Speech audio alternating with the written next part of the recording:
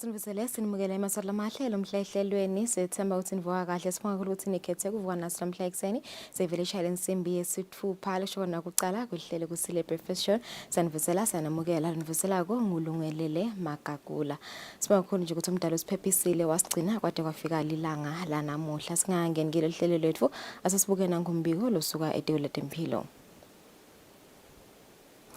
Elangeni itolo litiko lihlole bantfu labangu-98 labangu-5 batfolakala ukuthi lababeyile batfolakala ukuthi bane COVID-19 kodwa labasishila itolo emhlabeni kanti labasihlanu basesibhedlela bayelashwa lasabaluleme nombo yetinsha tikhomba ukuthi bangu-4 kuphela kungimanje nje labanawo lomkhuhlane lapha eveni bange-31 kanti solo wabhedvuka lasabawutfolile bangu-73,336 lasabasishiya emhlabeni bona bangu-1,419 kugomana solo kuyachubeka eveni lonke kanti lasabagome ngalokuphelele bangu-393,949 lasekwela 34% population yalabo laseba ugomele lomkhuhlane kanti ngakulokunye inhlangano kamhlaba eTempilo iWHO sayivete ukuthi kube necase yekucala ngqa yenja letfolakala ukuthi inesifo semonkeypox baka WHO ke bayasola ukuthi lenja lesifo esithole kumnikati wayo bacelile ukuthi uma ngabe bantfu bana lesifo but isolate kakhulukati etinjeni tabo ngaloko ukuthi sekutfolakala ukuthi nato tiyatitfola kodwa experts ayivete ukuthi kusete information eveta ukuthi tinja nato tingakhona kuthelela etinye tinja noma tiphindze tikhona ukuthelela lamanye humans lokho ke kwendeke event lasa UK lapho khona ima cases nawo akhona asetulu kakhulu kumanje nje emhlabeni wonke ama cases esifo semonkeypox angedulu kwa 30,000 agcwele kakhulu esifundzeni sase Europe kanti ke lapha eAfrica khona event lasa Zimbabwe kubeka ukuthi abantu abangedulu kwa 150 basishile emhlabeni ngesifo semeasles ama cases wona la reportiwe kusukela ngenyanga yamabasa kulomnyaka losedulu angedulu kwa 2000 belitiko Tempilo ke bayaveta ukuthi ama cases anyukile ngokuthi bamfla abanengi bebangakhoni ukuvaccinate ngesizathu setinkolelo ma religious beliefs abo kungako ke inombolo kwangathi disedulu kangaka bacelile ke eZimbabwe ukuthi bayibukisise kahle lenandzaba ye measles batali banesiqiniseko sokuthi bantfu babo kanye nabo bayasijovela lesifo mhlahlelweni ke mbukele sitawu tekatindzaba telitiko tekulima agriculture sitawubuka ikakhulukati i-performance report yalo litiko ye-first quarter lokuvelile nje kiyo le report tindzaba letimnanzi ukuthi inthengo i-maize production ikhulile kulomnyaka imali wahulumende ngalokungemashumi 27%. Sitakhulumisana naye kabanti ke Minister of Agriculture Shabulani Mabuza ukuva ukuthi ingabe lokhu baku-achieve kanjani ngitibhedini saya mhlambe tibhekene nalo litiko sidabenze sibuke netindzaba tekukhicitwa kwama-fruits and vegetables sibuke netindzaba te-livestock njengoba siyakhumula ukuthi njalo ngemnyaka letiko liba ne-census lapho khona libala tonke tilwane eveni statiteka tonke leto nama-projects nje lachubeka kwelitiko ekwakhiwa kwemadamu sabe sititeleka na minister lapha nakuphela tindzaba tensimbi yesikhombisa siphindze-ke sindlalile the latest update on i-monkeypox lesuka khona ka-WHO sibahlele timakethe sabe satsetinddzaba tetfu tekucala.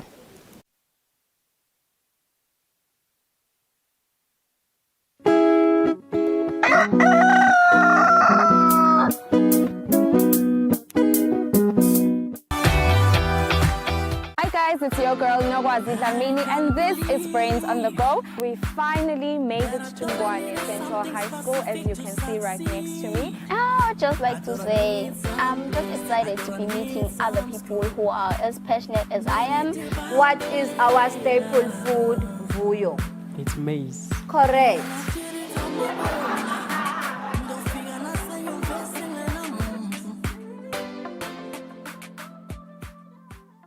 Intuthuko lekhonsile yintuthuko lesuka phansi emimangweni usosive lesinesidingeko sayo ingene emiphakathini kuboba betikhulu ikhulunyiswe ibusiswe enkundleni nasesifundzeni ite iyofika kuhulumende lowabadimali tekusukumisa leyo misebenzi yentuthuko nenhlalakahle. Bukela luhlelo sive siyathuthuka ubona imisebenzi lesukunyiswe ngaphansi kweluphiko lwahulumende lekwakha takhiwo letisekelwe ngetimali tahulumende, i-microprojects kanye na-Regional Development Fund.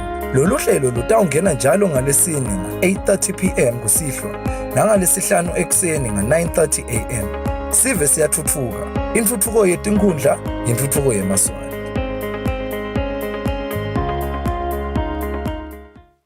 I do the most. Watch local TV on the go with the Eswatini TV app for only 20 emalangeni. Come on. Do the most with Eswatini TV app. Download from Google Play Store or App Store. We're good together. Everywhere you go, MTN.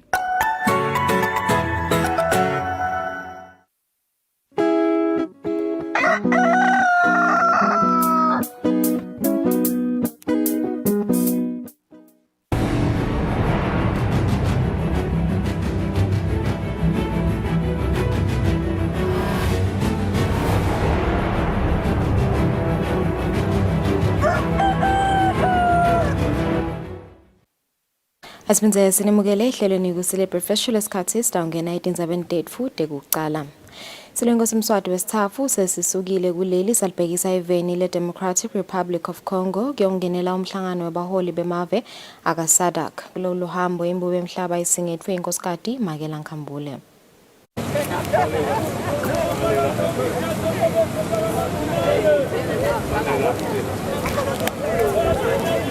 Silo inkosi Mswati wesithathu esisukile eKing Mswati III International Airport salibhekisa eveni le-Democratic Republic of Congo. Ingwenyama yemaswati kulolu hambo isengethwe yinkosikazi Makela Nkhambule.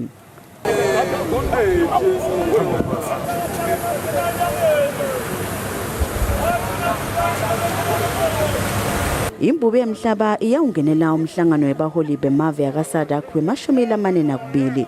Lo mhlangano utawubanjelwa ngephansi kwesicubulo lesithi Promoting Industrialization through Agro-Processing, Mineral Beneficiation and Regional Value Chains for Inclusive and Resilient Economic Growth.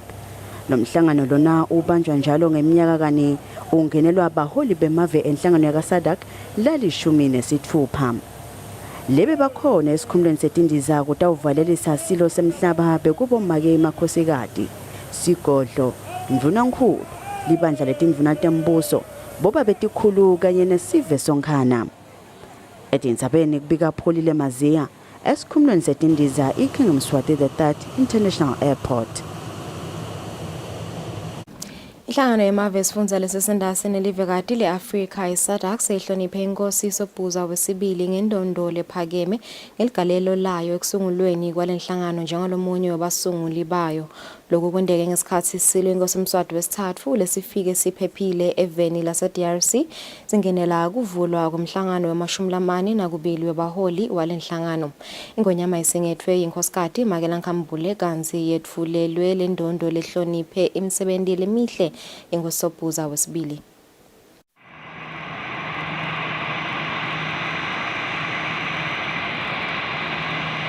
Ingonyama yemaswati ifikele esikhumulweni setindiza injili International Airport enhloko dolobha eKinshasa ngalwesithathu ekuseni isingethwe inkosikazi Nkhambule.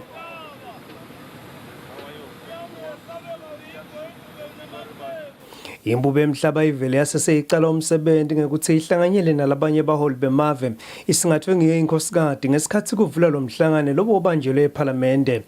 Noma kulo mhlangano betitawutsindva kabanti netindzaba tepolitiki nekuphepha esifundzeni saka-SADC kulungiswe luhla lolucinile lwetindzaba letiphatselene nekuphakamisa lesifundza etinhlangothini letahlukahlukene. Baholi bahlangene babuketa intuthuko yaso sifundza ngaphansi kwesicubulo sekuthuthukisa luhlangothi lwemafema nemikhicito ngekuqinisa imikhicito kutekulima. Babuketa netindlela tekufukula umnotho wesifundza ngekuthi emave azuze ngalokuphelele kutemcebo waphansi kute lesifundza sisimame nasemnothweni. kulo mhlangano kwenteke lokuyingqayizi vele ngesikhathi yona inhlangano yakaSADC ihlonipha inkosi Sobhuza wesibili ngendondo lephakeme ngeligalelo layo inkosi ekusungulweni kwalenhlangano kude kuthuthuke inhlalakahle yesive sakulesifundza. Indondo ekuhlonipha inkosi Sobhuza wesibili lehlonishwe nalabanye basungulu yethulelwe silo semhlaba inkosi Mswati wesithathu ingwenyama yaMaswati. The late His Majesty King Sobhuza II of the Kingdom of Eswatini, and to receive the medal is His Majesty King Eswatini III.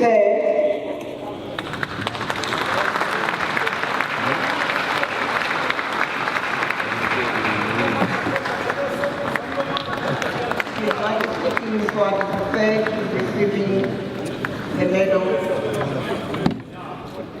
Usaqhubeka wona umhlangano imbube emhlaba ihlanganyelene baholi ekuphumeni nemasu lahlolisisiwe ukuthi emave ephule imicabo yokuthengiselana kanti emave aphinze avunulisana ngetindlela tekubeka lesifundza ethubeni lelihle lekuzuza ngalokwenetisako ezivumelwaneni lesisha sekuthengiselana kwemave yase-Afrika ngaphandle kwetingabekelwana.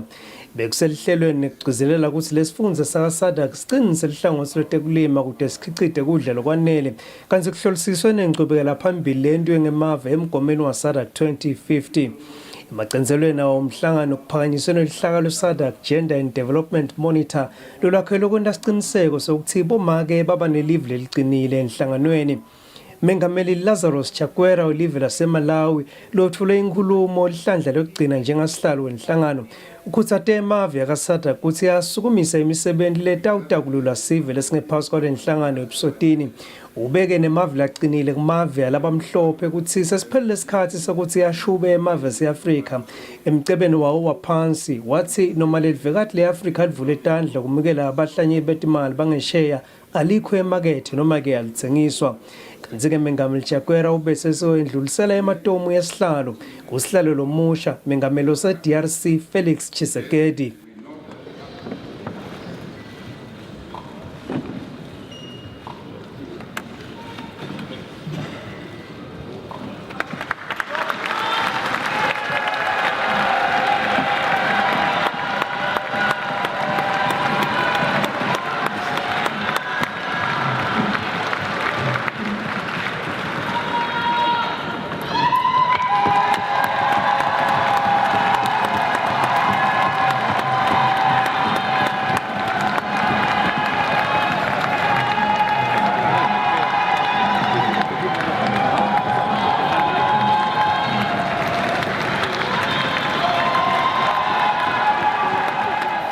Lokunye imbube emhlaba ibambete inkulumo namengameli waseZambia Hakainde Hichilema. Baholi bebabhekeke ukuthi bavumelane ngelive leliqinile mayelana nekuphakamisa lizinga lekuthula netekuphepha kulesifundza ngesikhathi sebahlangana bodwana ngemva kwekuvula kwalomhlangano. Bebabhekeke ukuthi bavumelane nanekuthi uma lesifundza sakaSADC sikhungathwa tiphithiphithi emaphupho aso entuthuko atiwemuka nemtilane. Lobika kwetindzabeni ngisandile Makhanya eKinshasa. Indvuna yetemafa Neil Rickenberg ithi uhulumende sawubeka eceleni imali lengo-65 million emalangeni yetikhalo 37 letachamuka ngemuva kokukhushulwa kwamaholo ebaphathi bemibutho etekuvikela kusigaba sekucala ngeminyaka wanga-2014. Indvuna ithi sekufikile tindlebeni tahulumende kokuthi indzaba yalabo labasetigabeni letiphansi ayisatekwa kepha loku akusilo liciniso njengoba uhulumende yasebenta sigaba sesibili. Ngeminyaka wanga-2014 uhulumende waqala isigaba sekuqala sekukhuphula imiholo yemibutho yetekuvikela lapho kwakhushulelwa khona abaphathi. Indvuna yetemafa Neil Rickenberg ithi isigaba sesibili sesivele sicaliwe lesitawubuka kakhulu labo labasesigabeni lesiphansi lapho khona uhulumende asabeke eceleni imali lengu-65 million emalangeni. The security forces, there were two levels. There was somehow what one calls almost like the top brass appeals that came through, and those were processed. But when one came to the more junior officers, there were appeals there that somehow were not catered for. And so in this year's budget, we have catered for it. I think I even mentioned in my budget speech that we had catered 65, we put aside 65 million for that appeals process. So that appeals process is now with the Ministry of Public Service. They're working on it. And we are hoping, as the Minister of Finance, that process can be finalised this year so that that appeals process can be taken care of and can be fixed. Indvuna ithi uhulumende uyayinaka inhlalakahle yetisebenti letiphansi kule mbutfo futhi lendzaba utawuyisebenta masinyane futhi ngendlela lefanele. Etindzabeni teSwatini TV kubika Nelisiwendla ngamandla nginambongwa Dube Yembabane. Indvuna yelitiko letemtsetfo nemtsetfosisekelo upholile eShakantsu ithi litiko selisayine isivumelwano nenkampani letawukhona kufaka luhlelo lokusebenta emacala ngetebuchwephesha electronic case management. Indvuna ithi lolu hlelo litawusita kutsi imininingwane yelicala kusukela libikwa kute lifike ekugcineni ikhone kulandzeleleka. Litiko letemtsetfo nemtsetfosisekelo emetameni walo wekufaka tebuchwephesha ekutekweni kwamacala selisayine isivumelwano nenkampani letawufaka luhlelo lwetebuchwephesha. Lenkampani yi-Synergy International System. Indvuna yelitiko letemtsetfo nemtsetfosisekelo upholile eShakantsu ithi lolu hlelo litawusita ukuthi emacala alandzeleleke. System vele ivele isingenisa kahle ku 2022 ivision yengwenyama ukuthi kushaya lo mnyaka sibe vele sesenta tintfo ngalozinga lesecepholweni lokusetulu. Le electronic case management sho seyitawusita kakhulu silitiko ukuthi ema cases onke la khona kusukela cala nje libikwa emaphoyiseni kuze nangabe it's a criminal case umuntu agwetshwa aye correctional sikhone lokulitrace lelo cala lize liyophumela emaphethelweni netindzaba lapho khona emafayili ukhanze uthi sekayalahleka asadi kusemafayili amadokethe lilahlekile le system ke seyitawucetha konke lokho ukuthi onke ama documents atawuhamba electronically kutawusita ke nemsebenti etiko lakashasisi ukuthi yonke imisebenti isale ihamba ngendlela lephuphumako.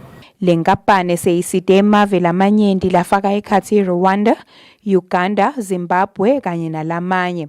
Kanti ke lolu hlelo luhambisana nemgomo wentfutfuko welive laseSwatini wekufaka tebuchwephesha ematikweni onke. Etindzabeni kubika Sondomlangeni nginamuzi Mkhonda kalobamba. Indvuna yetemafa Nilo-Rickenburg ithi litiko letisebenti kufanele libe yingcenye yekwakhiwa kwehlelo lolutawusita kutsi emaphoyisa umbutfo wetekuvikela kanye nemaphoyisa emnyango ucondzisa timilo etikhatsini letimatima lapho sebashonile balimala noma bakhubateka emsebentini. Indvuna bekhuluma ngesikhatsi etimphunga tibuta mayelana nekuthi litiko layo selikuphi ngekusebenta lendzaba. Nayisebenta indlu yetimphunga ngalesithatfu timphunga tikhulumise indzaba yekudzingeka kwekucala kwekusebenta kwemshwalensi wekuncephetela imibutfo yakuleli njengobe umsebenti wawo ubeka engotini timphilo tawo emaphoyisa. Timphunga ticele indvuna yetemafa Nilo-Rickenburg kutsi ilethe umbiko wekuthi litiko selihambe kangakanani ekuthenini lo mshwalensi ucale kusebenta. We are experiencing as a country harrowing, horrifying incidents where the people we should be relying on for our security are being attacked, killed, like never before. Utawuvakala ukuthi ukhona lotawuthi soyesaba kutosisida ngenxa yokuthi kubonakala ukuthi lesimo silukhuni kakhulu. Hawu singathi nje mengameli siyadumisa ngale initiative le president sibonile isikhathi lesiningi, for example a number of ema forces when someone pass on or ashone in their course of duty only to find that their dependent and spouses have nothing to live on. Lokuthi kube khona nayi insecurity kuma security forces ethu la ngemuva kunakule sikubona kophindzekusana eTinzanzana lapho sengikhulumela ukuthi sekuphathisa nje ukuthi nasiqhubeka sidiscussa sibuke ukuthi singacoverisha bona bodwana coverisha ke bona bomkabo bantu babo going forward. Indvuna yetemafa Nilo-Rickenburg seyiphendvula ithi litiko layo liyawusebenta lo mshwalensi. We have actually been addressing it as we speak. Even the Prime Minister has actually been saying, Minister, please bring this one soon so that we can do it because of the current things going on. Just to clarify a few issues, maybe some points that were raised here. First of all, just I see in the motion that the fire and emergency services are not included in the motion. Just to understand, in the current draft regulations, they are there. They definitely also do put themselves under very dangerous situations, and they definitely do also qualify as this. So just for clarity, they are in the drafts, so that one just understands that. Secondly, workers' compensation does cover, at the moment, it does cover the police, it does cover the correctional, and it does cover the fire and emergency. But for some reason, senators, it does not, or Madam President, it does not cover the army. And so there was bits of legislation trying to correct that a while ago. For some reason, those bits of legislation did not make it through the full process. But it is something that is being addressed as we speak, and we believe we can have this sorted out. Lolu hlelo lokunqebeteleka kwembutfo yetekuvikela lamenyetelwa tindvuna tembuso ngesikhatsi kunephalamende yelishumi. Etindzabeni kubika Sondomlangeni nginamuzi Mkhonda ephalamende. Inkampani lebolekisa imali Select Management Services sayisukumise umkhankaso wekupha abafundzi labatsingile ticatfulo lobita 200,000 emalangeni. Akhuluma ngesikhathi kusukunyiswa lomkhankaso ngekwemtsetfo mabhalane lomkhulu ehhovisini leliphina ndvunankhulu Melusi Masuku ubonge kakhulu kule nkampani lapho achaze khona ukuthi lolu sito bayaludzinga bantfwana ekakhulu ngobe liyakhula linani lemindeni leholwa bantfwana kuleli. Bafundzi lababuya etikolweni letingemashumi etifundze ntotine kuleli batawutfola ticatfulo letibuya enkampanini lebolekisa imali Select Management Services. Umphathi wale nkampani Sakhile Eswatini uchaza ngalomkhankaso lenkampani lewusukumise nelihhovisi leliphini landvunankhulu. Si-identify itikolo letisihlanu nge-region. Siyathi region asamane but kune-region lesihlanu lesisingu-Northern Hall. Lapho khona si-identify itikolo letinhlanu ngasinye. Lapho khona sithi ucela udonate ticatfulo. Le ivalue yakhona ingafika ku-200,000 emalangeni. Kufaka ekhatsi nemasokisi akhona aleto tikolo. Mabhalane lomkhulu ehhovisini leliphini landvunankhulu Melusi Masuku uthi lolu sito litawudlala indzima lenkulu ekusiteni bantfwana labadzingile.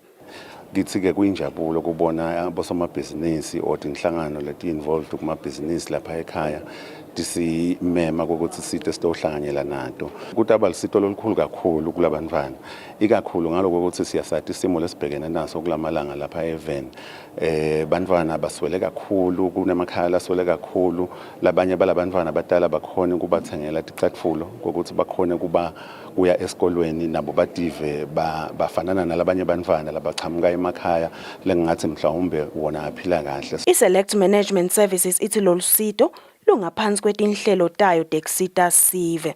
Etindzabeni Eswatini TV kubika Nelson ngamandla kunambongo waDube ezulwini. Kunenkinga lenkulu yekuhamba kuleminye imigwaqo yakumathapha libangela ukuthi kuhamba kwetimoto kube madima kunaloko lokujwayelekile. Umxhumanisi wesive namasipala wedolobha kumathapha Sihle Sihlongonyane uthi kunemigwaqo lovaliwe njengoba usalungiswa lowendlula ngendasi kwase Star Paint. Kushayela emigaqweni yakumathapha ikakhulu ekuseni nasendzambama akusiko lokumelula. Nyalo sekuyinkinga ke kakhulu njengobe sekunemigwaqo lovaliwe. Umxhumanisi wesive namasipala welidolobha lakumathapha Sihle Sihlongonyane uyachaza ngalomgwaqo losalungiswa. So lona ke umsebenzi obheka ukuthi mhlambe angathatha inyanga leting4 kusukela kule nyanga lesikiyo nyalo August so sekuveleke ukuthi kunedinkinga de traffic leseti causwe ngiloyo ukuthi ke umgwaqo uyalungiswa noma wakhe wakabusha. So kwethu nje kungaba simasipala wedolobha kumathapha kungaba kukuthada nje noma kucela bona abashayeli ukuthi basibheketelele lo msebenzi wokusatha uchuba for letinyanga leting4 kwadise ukuthi vele edolobheni nangabe kububhizi noma edolobha lelibhizi kakhulu even nakangwane lakhanza ukuthi idiningi imoto letikhona tingena edolobheni. Sihlongonyane uveta nekuthi ngumuphi umgwaqo longasebenziswa lokhu sekunalenkinga yokuthi kuvalwe munye umgwaqo. Sitawucela nje emaswati ukuthi asebenzisa umgwaqo lo mabasuka emarobotini la ngendasi kwamahala shopping complex bachubeke ngemgwaqo baye bayogcina emarobotini lase ngaseBrower, and then ke labafisa ukubheka endasi baye kulama factory shells la ngendasi noma ke babheke ngakubo Khonko basebenzisa umgwaqo lo sekuthiwa ngamaTalatala Street le-strat lesinabo Standard Bank nabo Spar bachubeke bashone khona. Sihlongonyane ucele sive ukuthi sibeketelelane emigaqweni lokhu kusalungiswa.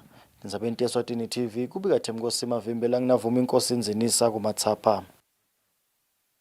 Inkampani yamagesi yalapha eveni ithi lucwaningo lelendile loluvete ukuthi lidamu lakumaguga lingasebenza ekuphehleni gesi kungetwe kulusavele aphehlwa eveni.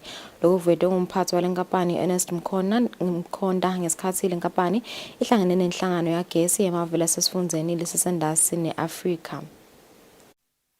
Inhlangano yagesi yemave lasesifundeni lesendasi neAfrika, iSouthern African Power Pool, ihlangene nenkampani yamagesi yalapha eveni kutobukisana tindzaba tekutsenga nekutsengiselana gesi.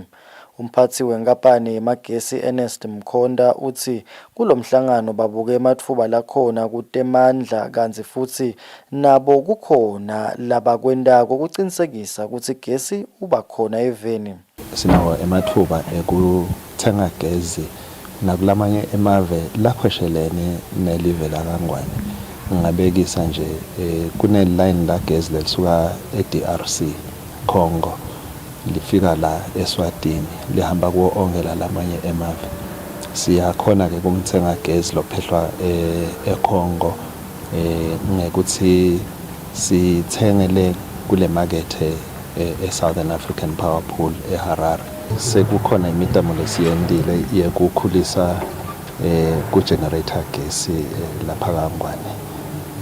Ngikhuluma nje sicetse i-feasibility study yeku-generator ngemandi lapha kumaguga.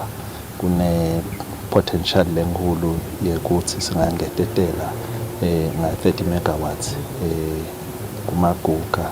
Umphathi we-SAP Steve Diwa uthi bayalibona leSwatini liyatimisela etindzabeni tagesi. We have not only seen the potential, but EEC has demonstrated that by participating already in the electricity market. So what we want to see is that increased participation, not only from EEC, from any other independent power producer. Mhlangano ubheke ukuthi uthathe emalanga lamabili kanzi ungenelwe nangulabo labatiphehlela gesi eveni kulabanye. Ndzabeni Eswatini TV kubika Themkosi Mavimbela nginavuma inkosi inzinisa emafini. Live leSwatini lidzinga imali lenganga 1.5 billion emalangeni kulwa nekugucugucuka kwesimo selitulu. Nekusho kwalobuketa inhlelo tekulwa nalesimo khethiwe khumalo tinhlelo letidzinga kusekelwa ngileto letitawucinisekisa ukuthi live liba nekudla lokwanele. Hulumende weSwatini uyisukumele itulu indzaba yekonga imvelo kutekliwe nekugucugucuka kwesimo selitulu ngekusungula sikhwama sekonga imvelo i-Environment Fund. Live lisadzinga kubanjiswa ngentimali ekulweni nemthelela lomubi wegucugucuka kwesimo selitulu. Ngekusho kwalobuke elihlangothi lwegucugucuka kwesimo selitulu khethiwe khumalo, live lidzinga kuqinisa itinhlelweni letiphatselene nekukhicitwa kwekudla lokwanele. Sisilive la Kangwane sibukete ukuthi tintfo letimcoka nyalo sibuka ukuthi live lingenda njani ukuthi libe nekudla lokwanele. Njengoba siyati ukuthi uma kugucuka simo selitulu thine kudla kwethu sincike kakhulu kuletinkhomba telitulu nekushisa kunemazinga ekushisa. So siyabona ke nyalo ukuthi emazinga ekushisa shisa kakhulu netimvula atini ngendlela lefanele. So kudla akusisako lesikulima ngendlela lengabe sikulima ngayo. Kudla lesikulimako lisilive kuncane kakhulu kunalesikudzingako. Lokunye lokumcoka kakhulu kwekuthi sichubeka futhi sithuthuka siyayilimata imvelo lengasho kona ukuthi njengoba sibuka indzaba tematete ongabona nje sindlela lesesithuthuke ngayo silive kunemiti la kunematete khona kunemigwaqo la kunematete khona kan ematete ngiwo tiponji leti sisita kakhulu ukuthi tonge emanti nema communities ethu atfole emanti. So tindzaba leti kanjalo lesitikhulumisa ukuthi singenda njani ukuthi songe emanti ngoba emanti la khona nyalo akasasenele silive. Lamanye noma ngaba khona but akasiko ukuthi ayadleka yini ngoba nako lokho kumcoka. So ngileti indzaba leti kanjalo nesibuka ke ukuthi tindzaba nangabe sikhuluma ngendzaba yemanti, emanti amcoka etimpilweni ngoma luhlaka letempilo, emanti amcoka kutekulima, emanti amcoka nekwekuthi imvelo nje nayo isurvive, tinkhomo tethu tiphila ngawo emanti. So emanti nangabe lingakani litulu emanti abamancane kani nemanti naseline kakhulu litulu emanti abayingoti. So ngileti info leti kanjalo leti lapha kulohlaka ukuthi thina silivela kangwane singenda njani ukuthi sonke emanti sibe nemanti lenele sende kwekuthi siqhubeke survive neguquka kwesimo selitulu. Kuningi nje lokukhona lapha ngeke ngikhona ukucedza ukubala nyalo, but imali lesidzingako sidzinga around 950 million US dollars to 1.5 billion US dollars. And imali lenengi kakhulu leyo lesidzingako live kuze ukuthi sichube loluhlaka lwethu ukuthi sibone imiphumela lengiyona esifise kuyibona ukuthi sithuthukise live la kangwane. Njengoba ubona nje simo singasiso lesikahle financially, global economy iyacrembula nyalo because of so many reasons, and kumcoka kakhulu ukuthi silive nathi sibuke kwekuthi uma sekunaleti ngcinamba leti kanjena siyithola kuphi le mali kanjalo. So tinfo leti sibangeleke lokho siyabona ukuthi ikakhulu besikhungethwe ngisosifo samahazana, economy yethu ayikakhoni ukuthi ikhule kahle indlondlobale. Ithina ithi yathatha sekufika timbi letiningi njengoba sibona ukuthi kwentekani bo Ukraine nabo Russia. Lokho kuyas affecta kakhulu silive la kangwane noma letimbi tingendeki la kithi lapho tenteka khona. Live leSwatini letfule lihlaka kumhlabuhlangene lokungilona liveta imisebenti ledzinga kusekelwa ngetimali. Emave livekati le-Afrika hayiveta indzaba yesidzingo sekwesekelwa ngetimali tekulwa nalesimo emhlanganweni webaholi bemave i-COP26 lebanjwe nakucala umnyaka losetulu. Tindzabeni kubika Sondomlangini, Nathemba Shabangu eMbabane. Lilunga lePhalamende lenkundla yasePhondo Xolani Vilakati selibambise ngesikhulumba salo ecaleni lemuntu loboshelwe tinsolo tekubulala. Yinye yetincabekelwane letibekwe enkantolo kuthi uma lomsolwa anganyamalala lesikhulumba salelunga lePhalamende sitawudliwa ngumbuso. Umsolwa waboshwa nalabanye labasihlanu. Sikhulumba seluhlobo lweJohn D selilunga lePhalamende lenkundla yasePhondo Xolani Vilakati sesisibambiso enkantolo kuze umsolwa ecaleni lekubulala akhone kutokela ngephandle. Umhlonishwa Vilakati akatsinzeki kuleli cala lekubulala.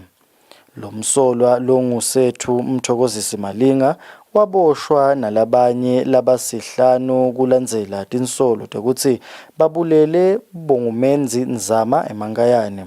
Bomalinga basolakala ukuthi babulala umufi ngekuthi bamshaye ngemizaca netibhakela umtimba wonke. Labasolwa labafaka ekhatsi Malinga bayaliphika leli cala kanti futhi bathi angeke balivume noma selitekwa.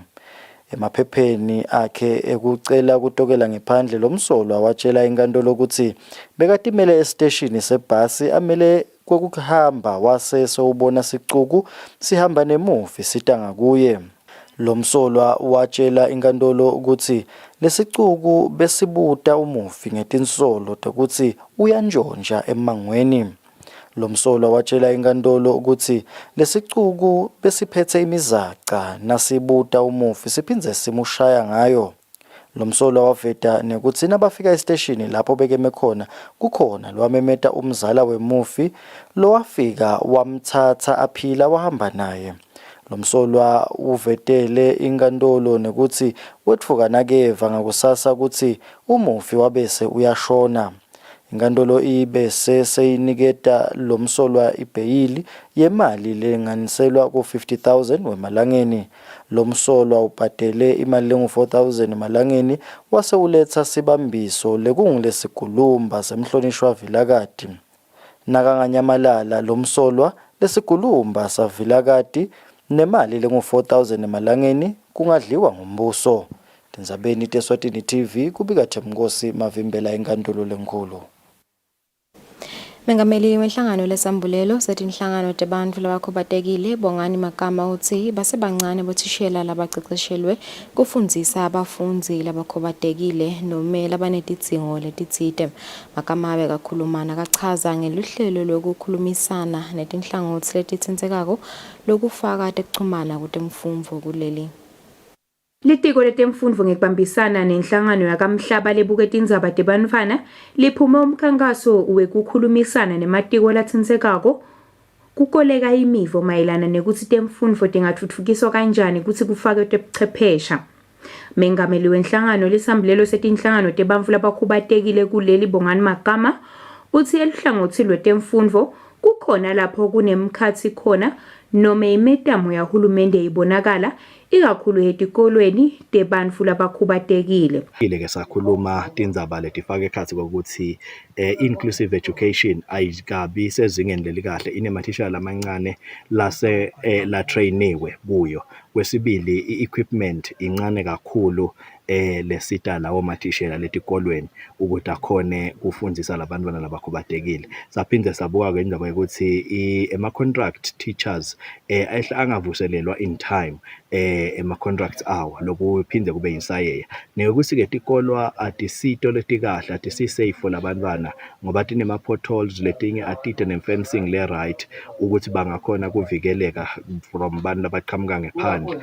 Tintwe lesitibukile ke leto. Kusile Nxumalo longumhloli lomkhulu ehlangothini lwetemfundvo yalabakhubatekile ukuthi kungumanje tikolwa talabakhubatekile tebuchwephesha sevele tikhona njengobe labakhubatekile ngingaboni emehlweni kunemishini ema-tablets lakhona kubhala ngebraille aphindze akhiphe emaphepha latawufundwa bothishela kuleminye imishini. Etindzabeni kubika Sondomlangeni eMbabane. Inhlangano lebuke ukuthuthukisa timilo tabobabe nebafana ekwakha indvodza ibambe umhlangano sikolwane bantfu labasha benkhundla yasekwaluseni ngaphansi kwehlelo lwe-Learn to Earn. Insha lengenele lo mhlangano sikolwa itfola tifundvo letfaka ekhatsi goal setting and professionalism, communication and interview skills, CV writing and job searching skills kubala kuletinye. Lo chubale tifundvo Vusidla Mini uthi babuke kakhulu insha lekubafana lesebaqedzile esikolwa noma bangakatfoli imiphumela lemihle. Luhla lethu lulula cause sina sisebenzela kuma communities by community. So nasifika community siyesicela lapho khona eYouth lesukela ku15 ya 29. Leyo lengakhona kusipha isikhathi phindze leyo le willing kushintsha impilo tabo. More especially laba out of school because ngiwe kanza ukuthi bahleti sekude labangaba busy ngabo.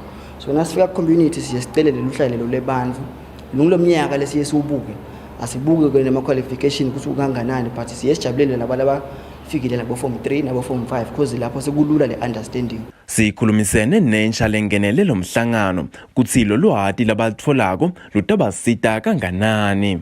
Laka kwakhe indvodza phindze futhi ngithole lithuba lekuthi ngifunde ukuthi akukamini sihlukubetane sisahlala sibantu ukhona ukuthi ungabahlukubeti labasekade streetane njengabantu banye labafana nabo sikhona ukuthi simadvodza sihlanganyele la khona sikhona kusheresha information ngokuthi tinto leti kanjena timo lesibhekana nato tingenziwa kanjani. Mina nje ngikwesikole ngisemvasi so achazi lo ukuthi njengoba usemvasi abantu labangala ungabacwaye nebona vele kanjani niyahlangana nabo nishare neligwayi laba abantu lenabo emangweni kanye nebo lemvule akahle kahle ngisho ukuthi awugcini akwayi knowledge kuningi longakufunza kubantu labasemangweni nalo kunye lingaphindze nishare nawo. Ingemashumi lamathathu nakubili insha yenkhundla sekwaluseni leseyitfole tifundvo ngaphansi leluhlelo lwe-Learn to Earn. Lobika ke Endzabeni teSwatini TV nguthando kuhle Mdluli nginathemba Shabangu kumathapha.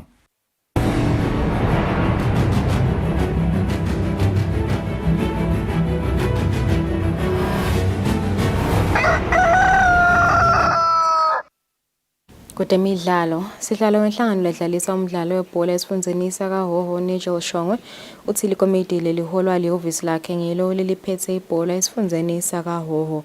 Shongwe uthi tinkulumo letikhona letagcina tivela enkantolo ukuthi kukhona lelinye likomiti lelihola lenhlangano atisilo nani liciniso. Shongwe kuvotela komhlanganweni nebetindzaba. Lidlalisa umdlalo webhola esifundeni sikaHoho ibamba umhlangano nebetindzaba kuchaza tindzaba lebetivela kulamalanga letitsinza leli komiti lelihola lenhlangano. Sihlalo waleli komiti leliphethe ibhola esifundeni sakaHoho Nijelishongo utse leli komiti solongilo leliphethe ibhola kulesifundza kanzi nelukhetho lelitawubanjwa kule nyanga lesetulu umthetho uyabavumela ukuthi bangaphindze bangenele lukhetho. Kubeke nemsinjalo bangwe bantu labadlanzanyana nje sibathu sebahlangene kuphi bang14 basina bakhulukhuluma imizabatayo bathi khuluma bagcina sebasukumisele lelikomiti abalisukumisile lagcina lelikomiti selisho ukuthi ngilo lelise ofisini lelesi sikase sitokucacisa kakhulu namuhla sithi kumalunga ethu nabo bonke nje labathinzeka kwebholeni Eswatini nalabathinzeka kwesigodi sawo sedlala sebhola ukuthi sithi akusilo liciniso lokho njalo inkantolo ishinto nje vele yasicitha ngelifastelo sosicelo sawo basifakile enkantolo ngalelo office la kaHoho siyasho ke namhla sithi sisekhona ehofisini la kaHoho solo siphethele mandate lesayithuna ngemalunga ukuthi siye indlulisele phindze futhi sibadlalisele imidlalo yabo yebhola kaHoho Eswatini. Sithethe ngesinqumo selo office la kaHoho ukuthi sitawuhamba sibuke indlela yemthetho ukuthi sokusebenzisa njani umthetho ukuze labantu nabo bakhulunyiswe ukuthi bathathe ibhola bayise enkantolo kanti imithetho yebhola kayivumi ukuthi enkantolo. Sisebabhalile kwanyalo sisebanike emalanga lang7 ukuthi basatise ukuthi vele lelabathinzekako lapha bawungenela lo mhlangano. Nangabe ke sebawungenele sasesiyabona ukuthi sibembela ke lento incwasti ukuthi singababita sito bakhulumisa tindzaba ngemithetho yebhola sibafake ku-DC yethu bahambe nabo bakhulumiseke ngalokho semthethweni. Umhlangano omkhulu ophetha umnyaka walenhlangano kubheka ukuthi ubanje mhla ka-25 eminyakeni lutako kanzi kutawuphindze kubanjwe nelikhetho lalenhlangano. Lubikela umsakati Eswatini TV kutemidlalo ngilinda Dlamini kanzi umbiko uhlanganiswa nguFabrice Msonera eMbabane. Satiphetha tindzaba tetfu ngaleto temidlalo sitabahlala temakethe sibesichubeke nehlelo kwamanje sinishine simo selitulo.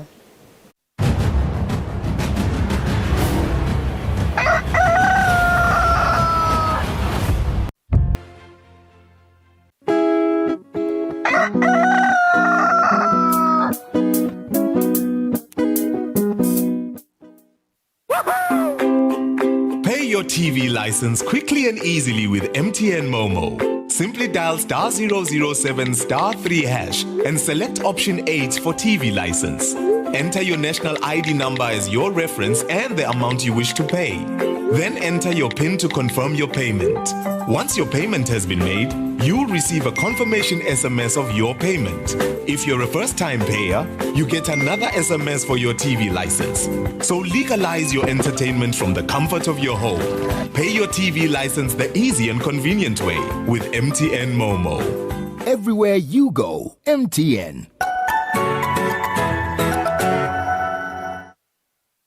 Hi everybody, it's your girl Nojali. Catch me every week on Studio One, giving you the latest trends in fashion, entertainment, and everything that's hip and happening.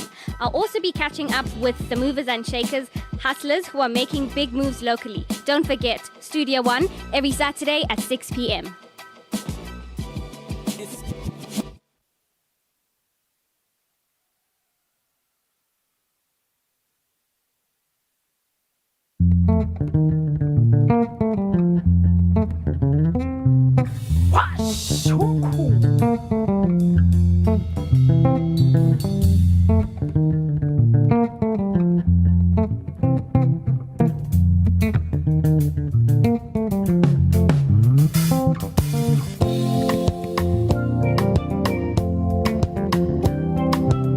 Are they yours? Ngabukela ke washa umkhukhu every Sunday at 3 p.m.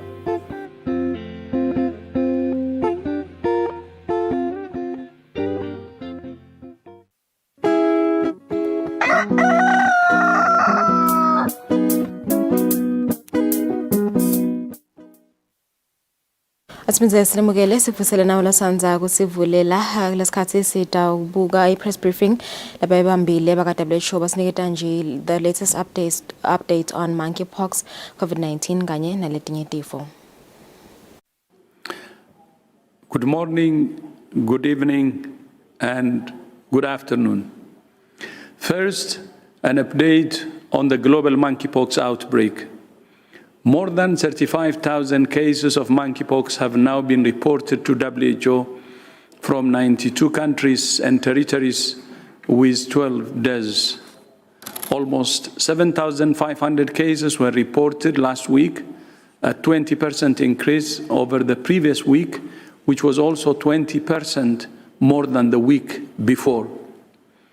Almost all cases are being reported from Europe and the Americas, and almost all cases continue to be reported among men who have sex with men, underscoring the importance for all countries to design and deliver services and information tailored to these communities that protect health, human rights, and dignity.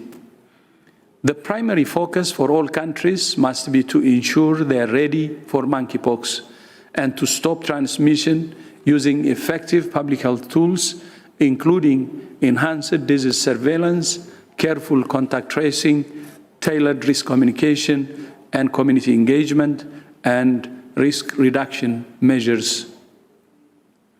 Vaccines may also play an important part in controlling the outbreak, and in many countries, there is high demand for vaccines from the affected communities. However, for the moment, supplies of vaccines and data about their effectiveness are limited, although we are starting to receive data from some countries. WHO has been in close contact with the manufacturers of vaccines and with countries and organizations who are willing to share doses. We remain concerned that the inequitable access to vaccines we saw during the COVID-19 pandemic will be repeated, and that the poorest will continue to be left behind. As we announced last week, a meeting of experts convened by WHO has agreed to rename the 2 known clades of monkeypox virus using Roman numerals. The clade formerly known as the Congo Basin or Central African clade will now be referred to as clade 1, while the West African clade will be called clade 2. Work on renaming the disease and the virus is ongoing. Now to the greater Horn of Africa, where millions of people are facing starvation and disease in Djibouti, Ethiopia, Kenya, Somalia, South Sudan, Sudan, and Uganda. Drought, conflict, climate change, and increasing prices for food, fuel, and fertilizer are all contributing to lack of access to sufficient food. Hunger and malnutrition pose a direct threat to health, but they also weaken the body's defenses and open the door to diseases including pneumonia, measles, and cholera. Food insecurity also forces some people to choose between paying for food and health care. Many people are migrating in search of food, which can also put them at increased risk of disease and reduced access to health services. While other partners are working to address the food crisis, WHO is addressing the resulting health crisis. We have already released more than $16 million from the WHO Contingency Fund for emergencies, but more is needed. The $123.7 million we are appealing for will be used to prevent and control outbreaks, to treat malnutrition, and to provide essential health services and medicines.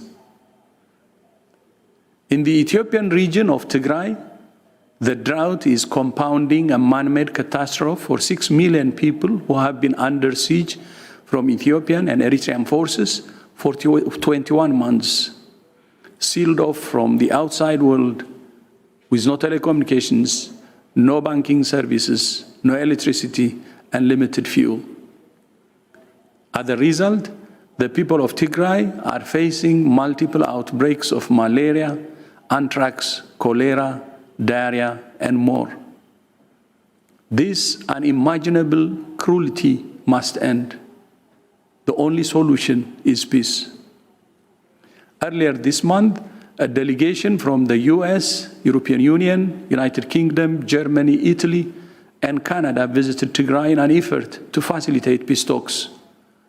Following their visit, the US and EU issued a joint statement saying that swift restoration of electricity, telecommunications, banking, and other basic services in Tigray is essential for peace talks to go forward. So far, the government has refused. Since the humanitarian truce was announced in late March, some humanitarian aid has been delivered to Tigray, although nowhere near enough. In addition, the shortage of fuel and cash continues to be a major impediment to the distribution of aid and to WHO's efforts to respond to outbreaks, provide vaccination against COVID and other vaccines, and deliver other life-saving services. Finally, on COVID-19. Over the past 4 weeks, reported deaths globally have increased by 35%. Just in the past week, 15,000 people around the world lost their lives to COVID-19. 15,000 deaths a week is completely unacceptable when we have all the tools to prevent infections and save lives. We're all tired of this virus and tired of the pandemic, but the virus is not tired of us. Omicron remains the dominant variant, with the BA.5 subvariant representing more than 90% of sequences shared in the last month. However, the number of sequences shared per week has fallen by 90% since the beginning of this year, and the number of countries sharing sequences has dropped by 75%, making it so much harder to understand how the virus might be changing. With colder weather approaching in the Northern Hemisphere and people spending more time indoors, the risks for more intense transmission and hospitalization will only increase in the coming months, not only for COVID-19, but for other diseases, including influenza. But none of us is helpless. Please get vaccinated if you're not, and if you need a booster, get one. Wear a mask when you can't distance, and try to avoid crowds, especially indoors. There is a lot of talk about learning to live with this virus, but we cannot live with 15,000 deaths a week. We cannot live with mounting hospitalizations and deaths. We cannot live with inequitable access to vaccines and other tools. Learning to live with COVID-19 does not mean we pretend it's not there. It means we use the tools we have to protect ourselves and protect others. Benguyeke loyo si dokotela asiniketa nje i-update nge-COVID-19 monkeypox naletinye tifo ngiyebeke press briefing lapho bebahlangene khona nebetindzaba basichazela kabanti ngalote tifo ikakhulukati i-monkeypox. Sibahlethi market sithathe i-traffic update.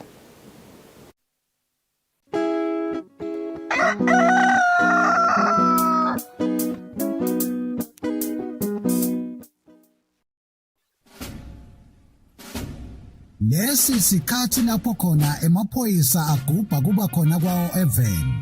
Kulapho kukhuthathwa khona sive ukuthi sike sihlale phansi sibuke bumcoka bemaphoyisa empilweni yabantu. Siphindze sibuke indlela letinsha tekuphepha kubo bonke bucala lobuveta sihloko.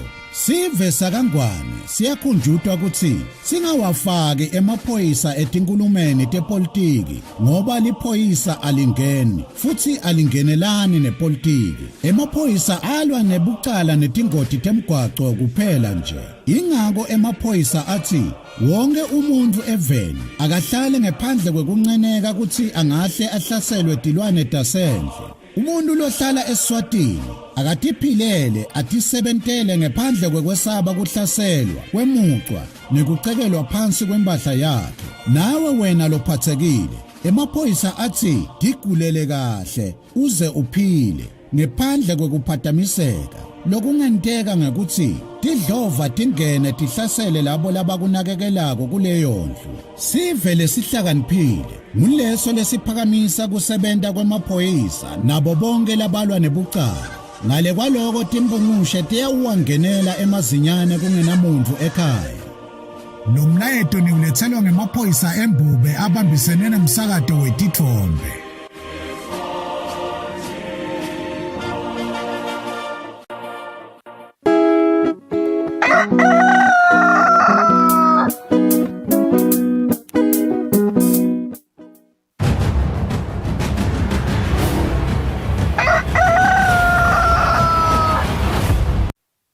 Asimizele sinimukele kusele 4 minutes kusishaya insimbi yesikhombisa lomhla ekseni sidabuka simo semgwaqo lomhla ekseni asivusele Sergeant Gule ngabe namhla emigwaqweni kuhambeka kanjani.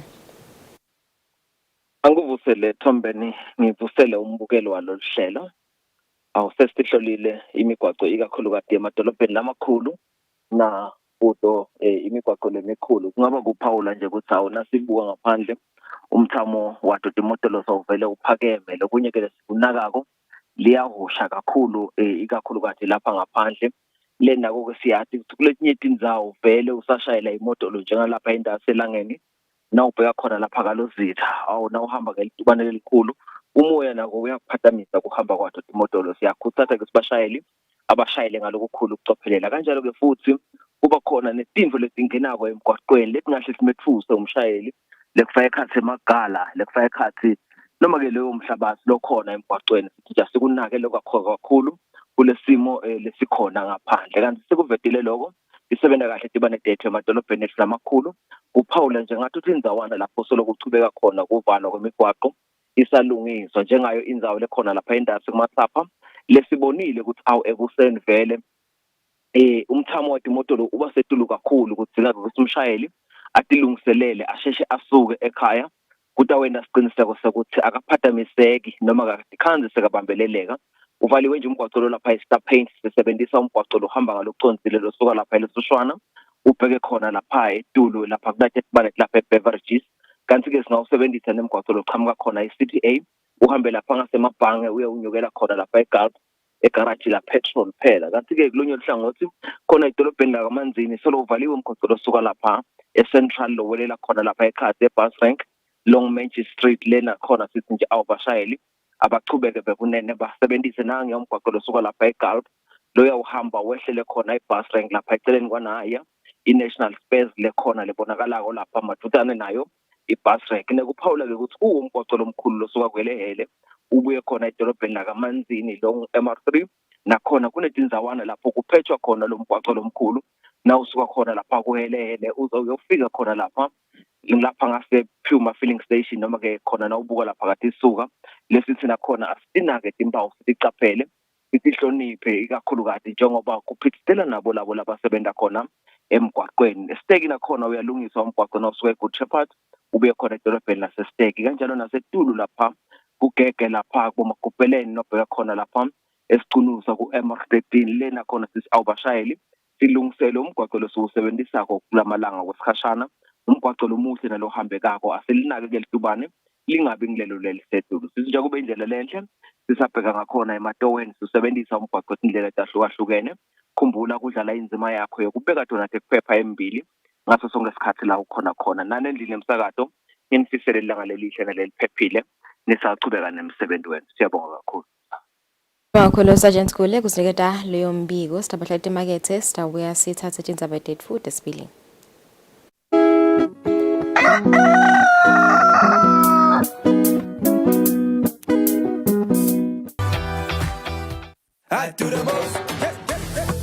Watch local TV on the go with the Eswatini TV app for only 20 emalangeni.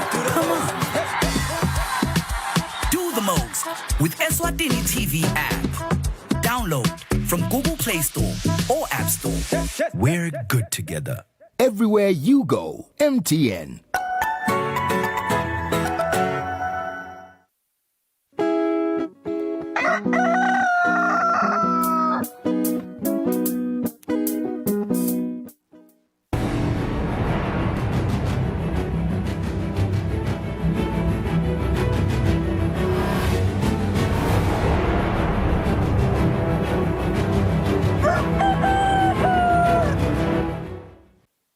Siphinze sinimukele sitawungena etindzabeni tetfu futhi sibili.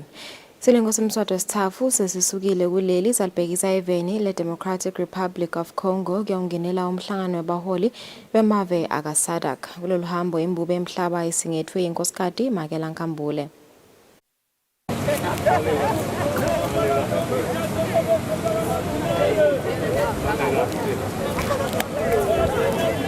Silo inkosi mswado wesithathu esisukile eKing Mswati III International Airport salibhekisa eveni le-Democratic Republic of Congo. Ingwenyama yemaswati kulolu hambo isingethwe yinkosikazi Makela Nkambule.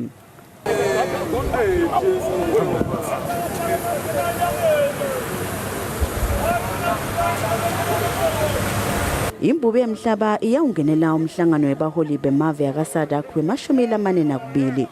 Lo mhlangano utawubanjelwa ngephansi kwesicubulo lesithi Promoting Industrialization through Agro-processing, Mineral Beneficiation and Regional Value Chains for Inclusive and Resilient Economic Growth. Lo mhlangano lona ubanjwa njalo ngeminyaka kani ungenelwa abaholi bemave enhlangano yakaSADC lali-16. Lebe bakhona esikhumulweni setindiza kutawuvalelisa silo semhlaba bekubomake emakhosikazi. Sigodlo, Mvunankulu, libandla letingvuna tembuso, boba betikhulu kanye nesive sonkhana. Etindzabeni kubika Pholile Maziya, esikhumulweni setindiza iKing Mswati III International Airport. Inhlangano yemave esifundza lesisendasini livekati le-Afrika iSADC seyihloniphe inkosi Sobhuza wesibili ngendondolo ephakeme ngeligalelo layo ekusungulweni kwalenhlangano njengalomunye wabasunguli bayo. Lokho kwendeke ngesikhathi silo inkosi mswado wesithathu lesifike siphephile eveni lase-DRC singenela kuvulwa komhlangano wama-42 wabaholi walenhlangano. Ingwenyama isingethwe inkosikazi Makela Nkambule kanti yetfulelwe le ndondo lihloniphe imisebenzi lemihle yenkosi Sobhuza wesibili.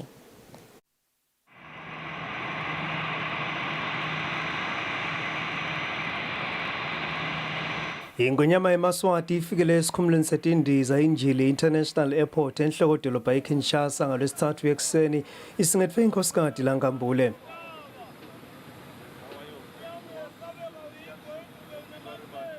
Imbube emhlaba ivele yaseseyicala umsebenzi ngekuthi ihlanganyele nalabanye abaholi bemave isingathwe ngiye inkosikazi ngesikhathi kuvula lo mhlangano lobo obanjelwe eParliamente.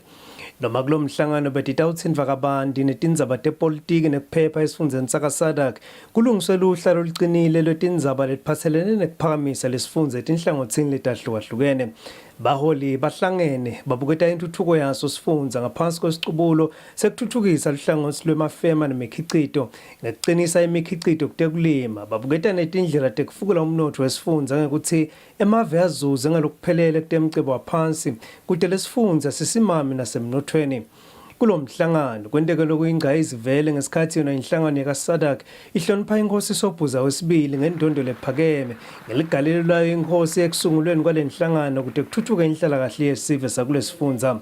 Indondo ehlonipha inkosi Sobhuza wesibili lehlonishwe nalabanye basungulu yethulelwe silo semhlaba inkosi Mswati wesithathu ingwenyama yemaswati.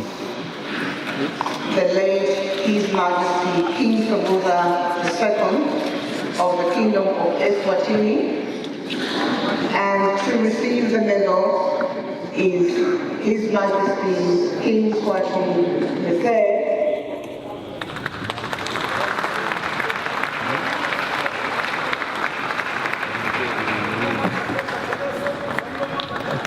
His Majesty King Eswatini III is receiving the medal. Usaqhubeka wona umhlangano imbube emhlaba ihlanganyelene baholi ekuphumeni nemasu lahlolisisiwe ukuthi emave ephule imicabo yokuthengiselana kanti emave aphindze avunulisana ngetindlela tekubeka lesifundza ethubeni lelihle lekuzuza ngalokwenetisako ezivumelaneni lesisha sekuthengiselana kwemave yase-Afrika ngaphandle kwetincabekelwana. Bekuselihlelweni nekugcizelela ukuthi lesifundza sakaSADC sicinise lihlangothi lwetekulima kude sikhicite kudla lokwanele kanti kuhlolisiswe nencubekela phambili lento ngemave emgomeni waSADC 2050. Emagcenzelweni awo umhlangano kuphakanyiswe lihlaka lweSADC Gender and Development Monitor lolwakhelwe ukwenta siciniseko sokuthi bomake baba nelive lelicinile enhlanganweni. Mengameli Lazarus Chakwera olive laseMalawi lothule inkulumo lihlandla lokugcina njengasihlalo wenhlangano ukhuthate emave akasada ukuthi asukumise imisebenzi letawutakulula sive lesingephansi kwalenhlangano eBusotini ubeke nemave laqinile kumave alabamhlophe ukuthi sesiphelele isikhathi sokuthi yashube emave aseAfrika emcebeni wawo waphansi wathi noma lelivekati leAfrika livule etandla kumikela abahlanye betimali bangesheya alikho emakethe noma ke alithengiswa kanti-ke Mengameli Chakwera ubese soyendlulisela ematomu yesihlalo kusihlalo lomusha Mengameli ose-DRC Felix Tshisekedi.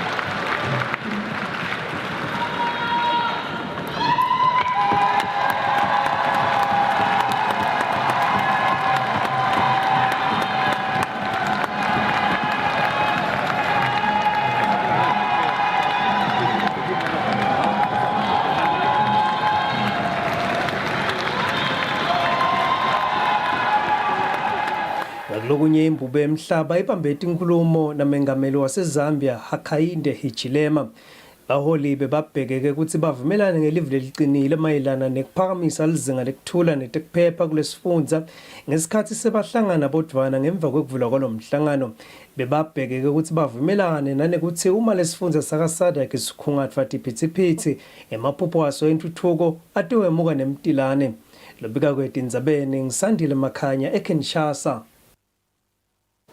Indvuna yetemafa Neil Rickenberg ithi uhulumende sobeke eceleni imali lengu-65 million emalangeni yetikhalo tetisebenzi letachamuka ngemuva kokukhushulwa kwamaholo ebaphathi bemibutho etekuvikela kwesigaba sekucala ngeminyaka wa-2014. Indvuna ithi sekufikile etindlebeni tahulumende ukuthi indzaba yalabo labasetigabeni letiphansi ayisatekwa kepha lokhu akusilo liciniso njengoba uhulumende asebenta sigaba sesibili. Ngeminyaka wanga-2014 hulumende waqala sigaba sekuqala sekukhuphula imiholo yemibutho yetekuvikela lapho kwakhushulelwa khona abaphathi. Indvuna yetemafa Neil Rickenberg ithi isigaba sesibili sesivele sicaliwe lesitawubuka kakhulu labo labasesigabeni lesiphansi lapho khona hulumende asabeke eceleni imali lengu-65 million emalangeni. Security forces, there were two levels. There was somehow what one calls almost like the top brass appeals that came through, and those were processed. But when one came to the more junior officers, there were appeals there that somehow were not catered for. And so in this year's budget, we have catered for it. I think I even mentioned in my budget speech that we had catered 65, we put aside 65 million for that appeals process. So that appeals process is now with the Ministry of Public Service. They are working on it.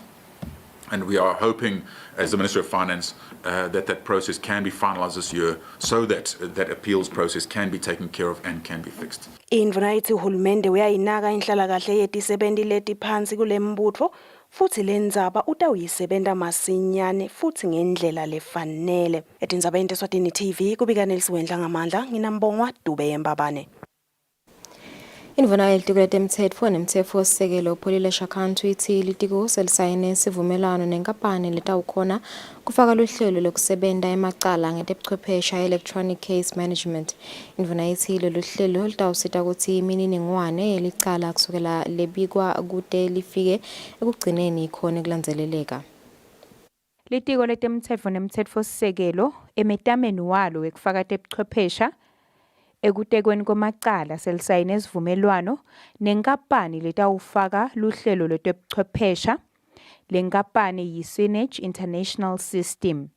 Indvuna yelitiko letemtsetfo nemtsetfosisekelo uPholile Shakantsu ithi lolu hlelo litawusita ukuthi emacala alandzeleleke. System vele ivele isingenisa kahle ku-2022 ivision yengwenyama ukuthi kushaya lo mnyaka sibe vele sesenta tinvo ngalo zinga lesecepholweni lokusetulu.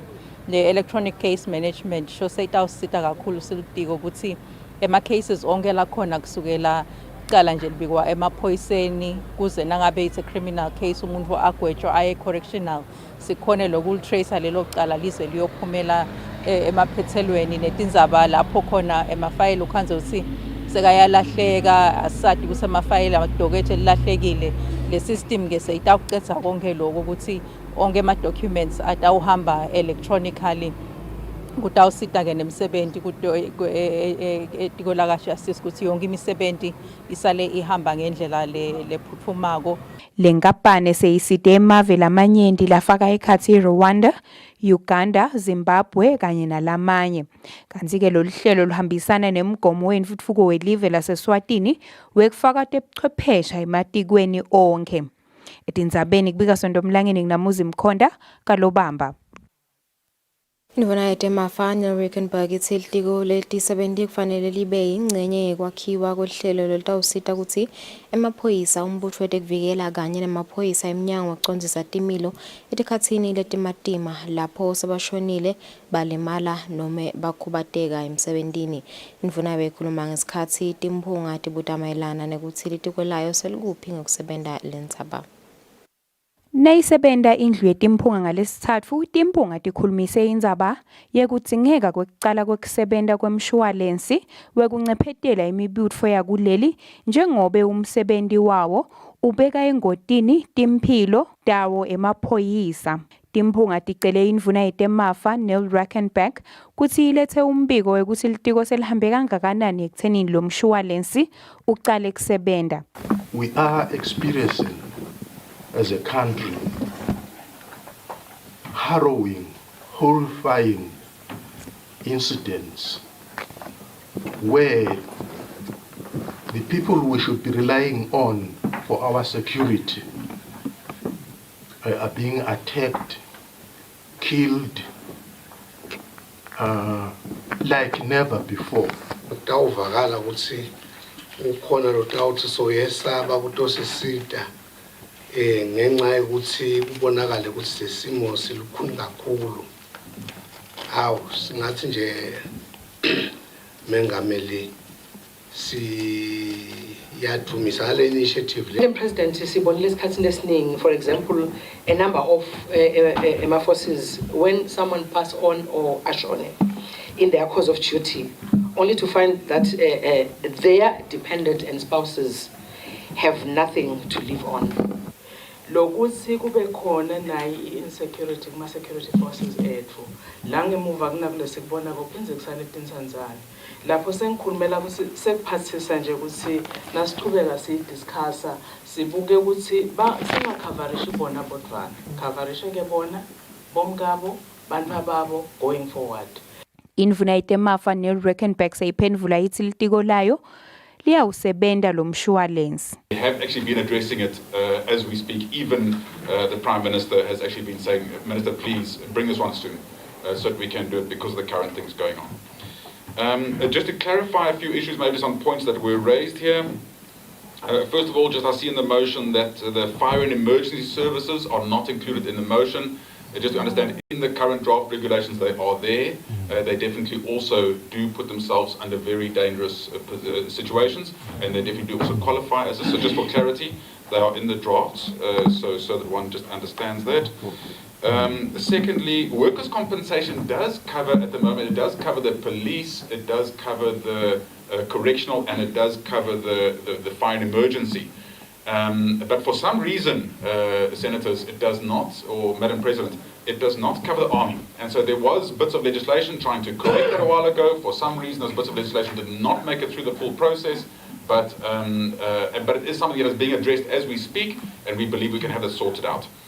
Lolu hlelo lokuncepheteleka kwembutfo yetekuvikela lamenyetelwa tindvuna tembuso ngesikhatsi kunephalamende yelishumi.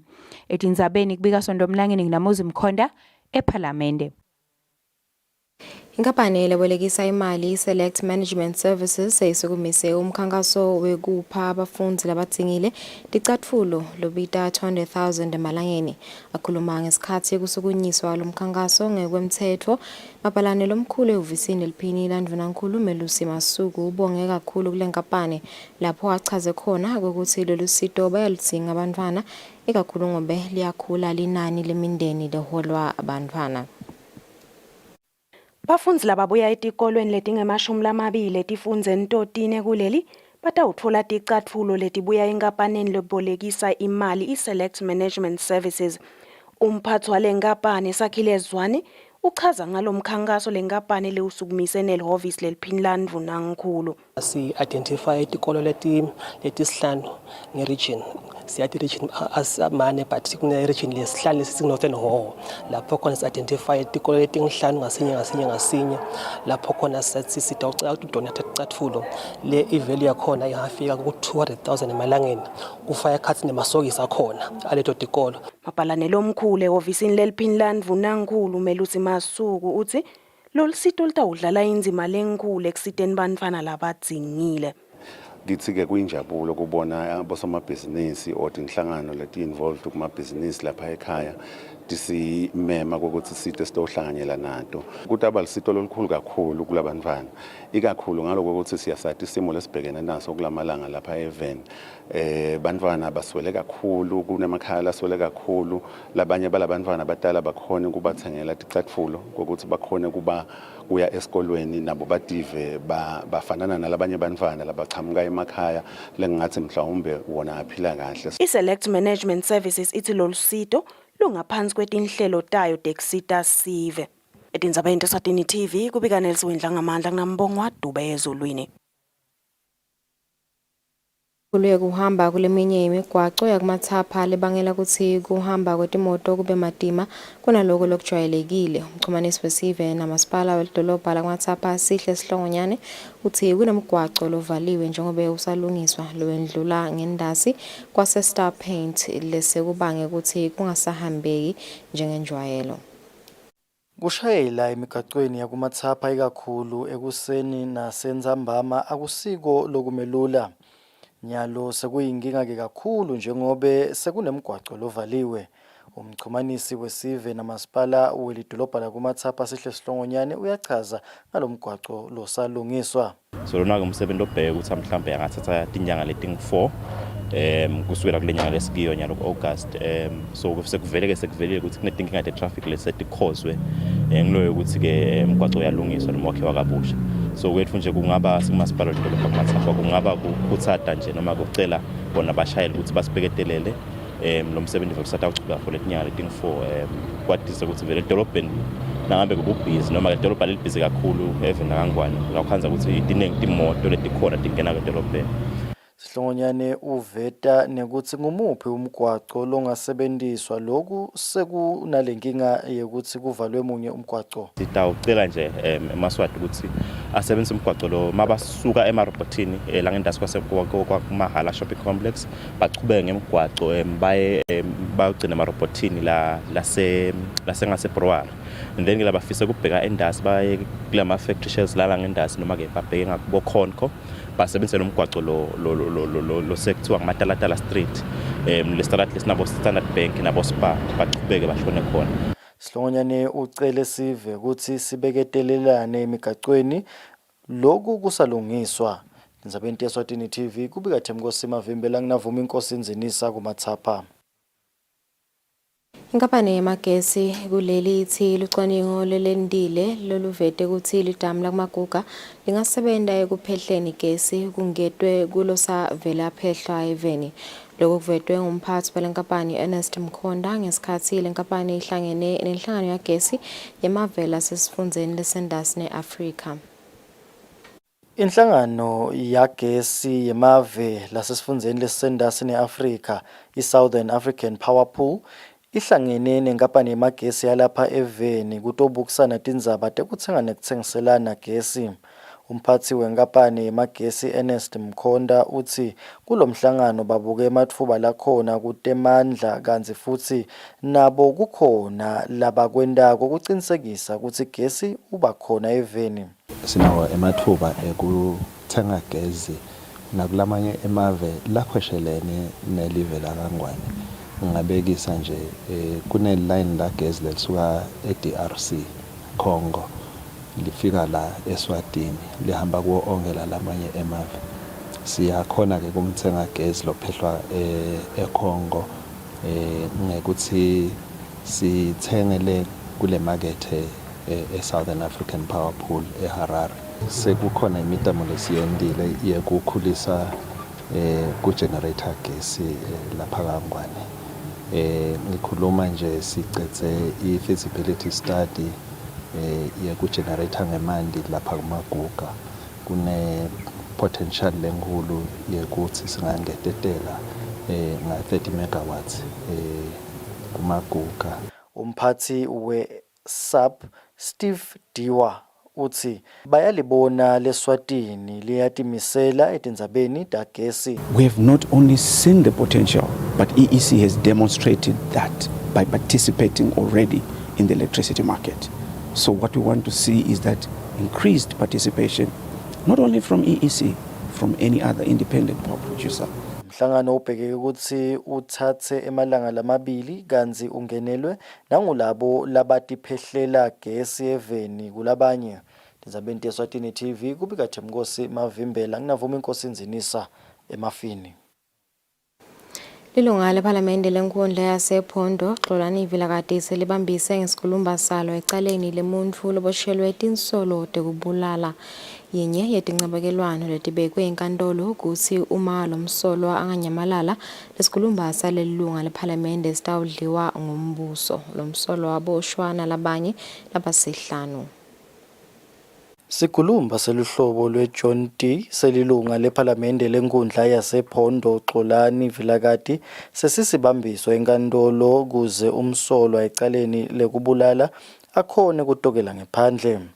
Umhlonishwa Vilakazi akatsinzeki kuleli cala lekubulala. Lomsolwa longusethu Mthokozisi Malinga waboshwa nalabanye labasihlanu kulandzela tinsolo tekuthi babulele bongumenzi Nzama eMangayane. Bomalinga basolakala ukuthi babulala umufi ngekuthi bamshaye ngemizaca netibhakela umtimba wonke. Labasolwa labafaka ekhatsi Malinga bayaliphika leli cala kanzi futhi bathi angeke balivume noma selitekwa. Emaphepheni akhe ekucela kutokela ngephandle lomsolwa watshela inkantolo ukuthi bekatimele esiteshini sebhasi amele kokuhamba wase sewubona sicuku sihamba nemufi sitanga kuye. Lomsolwa watshela inkantolo ukuthi lesicuku besibuta umufi ngetinsolo tekuthi uyanjonja emangweni. Lomsolwa watshela inkantolo ukuthi lesicuku besiphethe imizaca nasibuta umufi siphindze simushaya ngayo. Lomsolwa waveta nekuthi nabafika esiteshini lapho bekeme khona kukhona lwamemeta umzala wemufi lowafika wamthatha aphila wahamba naye. Lomsolwa uvetele inkantolo nekuthi wetfuka nakeva ngakusasa ukuthi umufi wabese uyashona. Inkantolo ibese seyiniketa lomsolwa ibheyili yemali lenganiselwa ku-50,000 wemalangeni. Lomsolwa ubhadele imali lengu-4,000 emalangeni wase uletha sibambiso lekungulesikhulumba semhlonishwa Vilakazi. Nakanganyamalala lomsolwa lesikhulumba saVilakazi nemali lengu-4,000 emalangeni kungadliwa ngumbuso. Tindzabeni teSwatini TV kubika Themkosi Mavimbela enkantolo lenkulu.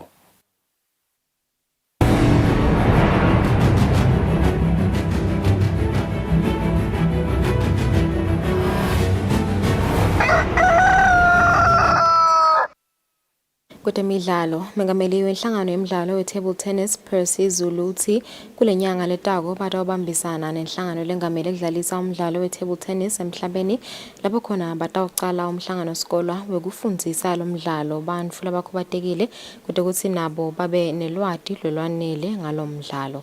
Zulu uthi bendlela ukuthi kube bede losalela emuva nakukhulunywa ngalo mdlalo lapha eveni. Inhlalo edlatsa umdlalo we-table tennis lapha eveni iyachubeka nekubuka tinhlelo tekutfutfukisa lo mdlalo. Le nhlangano ibambisana nenhlangano engamele lo mdlalo emhlabeni sebatawubamba umhlangano sikolwa lotawubuka kufundisa lo mdlalo ikakhulukati kubantfu labaphila nekukhubateka. Le nhlangano ithi lokhu kuyindlela yokwenta ukuthi kube bede losalela emuva kulo mdlalo. Silungisela ukuthi sibe ne-course yaka-table tennis level 1 coaching course lesitayenda mhla ka-26 September to mhla ka-30 kusho ukuthi sidaba nema-participants laba 12 okusho ukuthi laba 60% kutaba ama-males and then 30% kube ma females, and then 10% kube baka disability.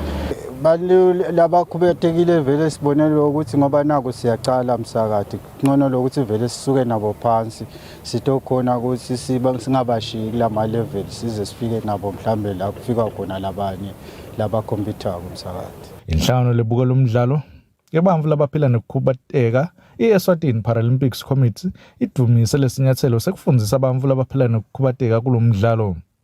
Lobikela umsakathi Eswatini TV temidlalo uLinda Dlamini kanti umbiko uhlanganiswe nguFabrice Msonera eMbabane. Satiphetha indzaba tetfu ngaleto temidlalo sidabahloti emakethe nasibuya sidabe sikhulumisana nendvuna yelitiko letekulima Jabulani Mabuza ngekusebenta kwelitiko lakhe esigabeni sekucala seminyaka timali wahulumende kwanyalwa sinishene simo selitulu.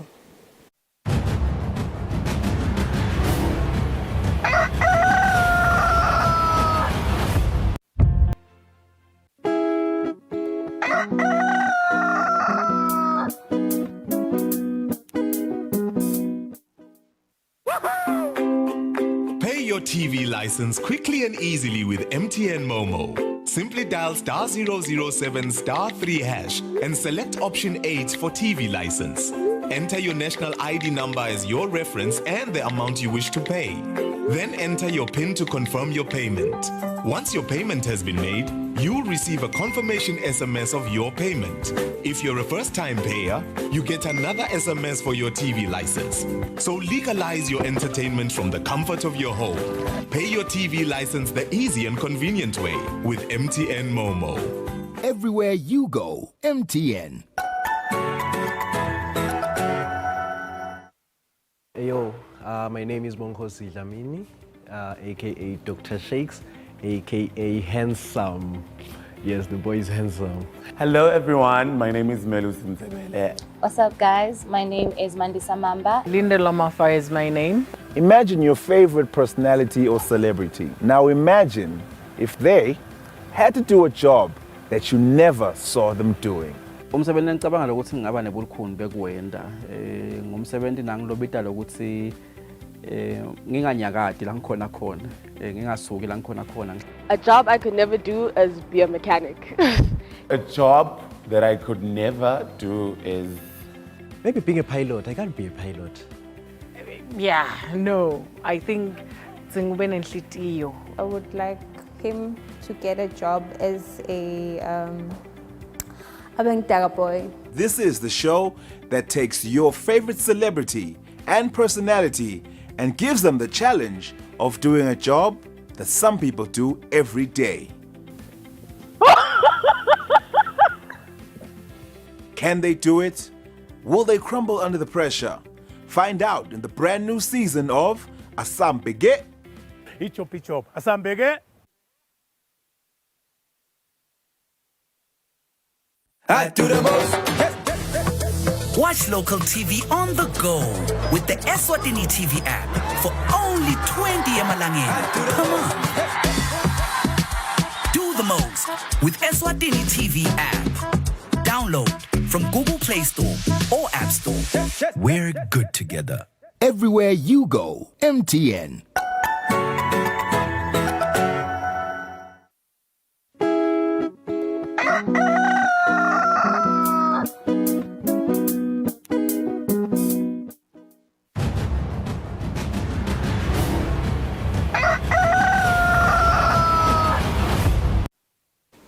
Asimizele silemukele sakuvusela nawe losanza kusivulela nje babezivetile ukuthi sibe sikhulumisana nayo indvuna elitiko letekulima Jabulani Mabuza kuvuka bandi njenge ukusebenza kwalo litiko lakhe esigabeni sekucala seminyaka temali wahulumende weminyaka wa 2022-2023 lokuvelile nje ukuthi uhulumende wabeka litiko letekulima as a priority sector ekuzameni kuvusa ubona umnotho kulesigaba nje sekucala seminyaka temali lokuvelile ukuthi i-maize production inyukile nga 27%. Lakungiyo imphumelelo yalo litiko letekulima kepha ke sayikhuluma kabandi naye minister sekuvusele ndivuna lomhla ekseni sibakhulu ukuthi uvuke nathi namuhla kumbe nje kukhuluma nje kabanti ngayo lenzaba lele sengithinzile ye-maize production ikhulile i-maize production nga 27% njengoba kuvelile ingabe nje ndivuna sikwende kanjani lokhu as silive. Sithathe lethuba kubonga, sibonge kakhulu sivusele kuwe lolu sivusele nasesiveni seMaswati. Mhlawumbe kulelo itekako kungaba kubonga bona abalimi ikakhulukati ukuthi nahulumende yacela ukuthi akuphunywe kuyosetshentwa kuze kube nekudla eveni.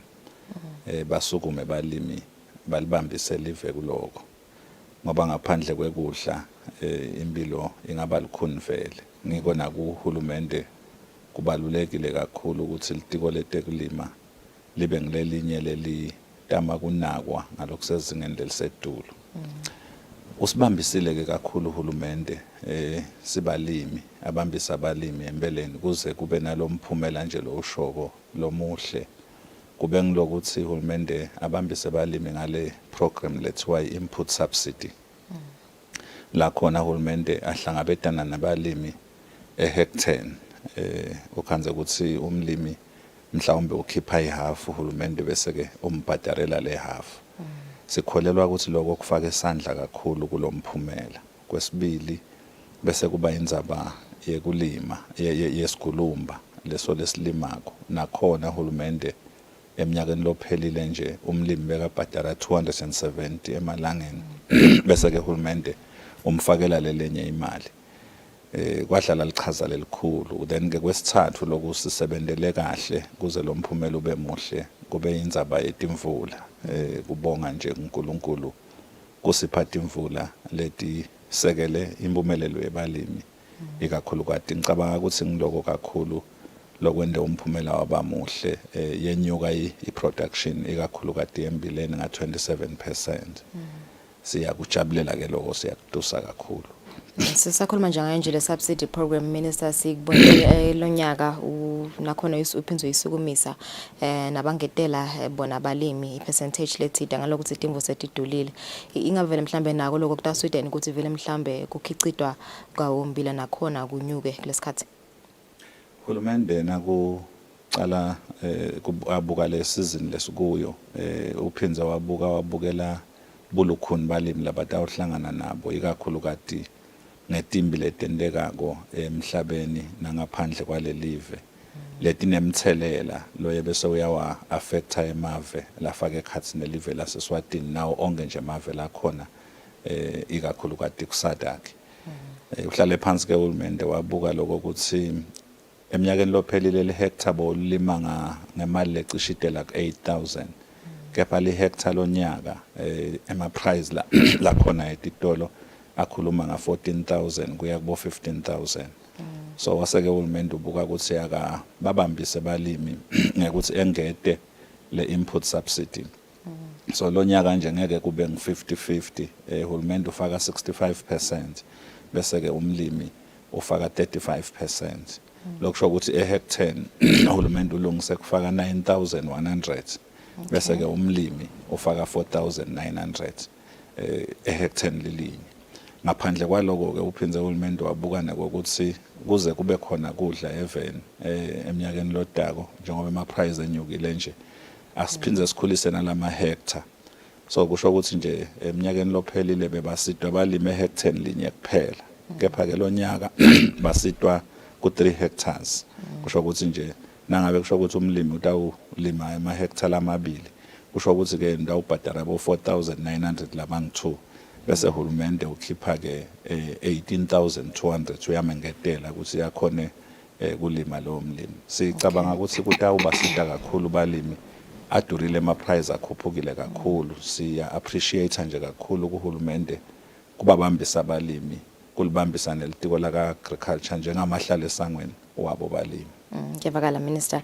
Ngiyathi lokuthi litiko lakho libuke inhlangothi letahlukahlukene leqeda kulima nje ama fruits and vegetables madamu kodwa nje ngifuna singenela kuma fruits and vegetables kubuda lokuthi njengoba ezihulumende nje sekanibeke ezi priority sector tindzabeni tekuvusa wona umnotho ingabe vele mhlawumbe kulohlangothi lokukhicida nekuthengisa wona ama fruits and vegetables ngabe lithini licebo le ministry kuzama ukuthuthukisa lokho? Yes, licishe lifana nje ke nasemihleni kulesinye isikhathi kungabe ngathi siyakuphinza. Sinema extension officers balimisi labala ngaphandle bese siba netinkampani tahulumende ikakhulukati wena boNamport nabo Eswatini nabo Dairy bo Cotton Board letibambisa lelitiko ukuthi umsebenzi uchubeke kahle. So lesikushoko ke ngilokukhuthada nje balimi ngiyethemba ukuthi awukhumbula nje 2019 silontsha nesicubulo lesithi asihle kwethu.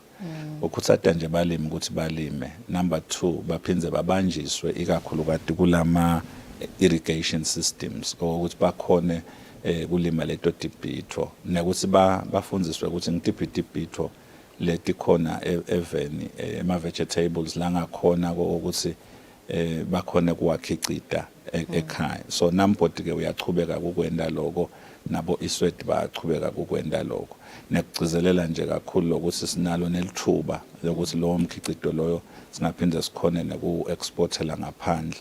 So balimisi umsebenzi wabo ngulokho nalama parastatals ke lesengiwabalile ukuthi babambise live ngalokho. Eminyakeni lomibili lephelile nje silontshe sende neproject ngekubanjiswa baka EU yama pack houses. Lama pack houses idindlu letisonzetwa le kulabalimi ukuthi bathi bangalima lama vegetables abo bese bawamikisa lapha emakhadeni to done. Ikhona nje lekhona leledulu kaho emsahweni ngitsengiyendlula khona ngabona abalimi bamikisa dibhitho dabo bese ke Namport so tilanza lapho le dibhitho indlela yeku promoter ukuthi balimi babe nemidlandla wekulima leto dibhitho kuze level dokhona kubambiseka kuchujekwe. Lokunye ke ngiloko ukuthi Namport usebenta indzaba yokuthi akuconnecte labalimi naleti market ikakhulukati imarket letilakhaya kwekucala nje lokho ukuthi mhlawumbe lama retailers la khona leti dibhitho dabo lama vegetables bawathathe eSeven kuba uma farmers la khona event sijabulile ke kunesivumelwano nje lesebasendile baka Namport nebaka OK titolota ka OK ukuthi leti lama vegetables sebatawathatha kulama farmers la khaya kusho nje ama farmers amikisa ku Namport amix encabeni bese encabeni bawa package kahle bawamikisa kubo OK naletinye ke ema supermarket la khona bo Pick n Pay wena bo Spar sifuna ukuthi nje onke lama supermarkets lama vegetables awathathe kubalimi. So kudawuchujekwa ke naleyo program ngokuthi isetshenzwe lama pack houses ke wona alungiswe in preparation for ukuthi balimi babe geared to ukuthi sigcine sikhona ukuthi exporta lama vegetables leswalimako ngoba the market etikhona. Yes, utsenze minister indzaba ye export ngoba nayo nje balekile mitamini ukuvusa wona umnotho ngabe vele mhlambe kulelo hlangothi lolo balimise balizinga nje lebalimi laba khicitela ukuthengisela lamanye amave lime kanjani nje. Balimi sebanesikhathi bachubeka ba exporta labanye sebaconza nje kahle ukuthi kufanele ukhicite lizinga libe kanjani standard sibe kube ngisiphi kuze bakhona export.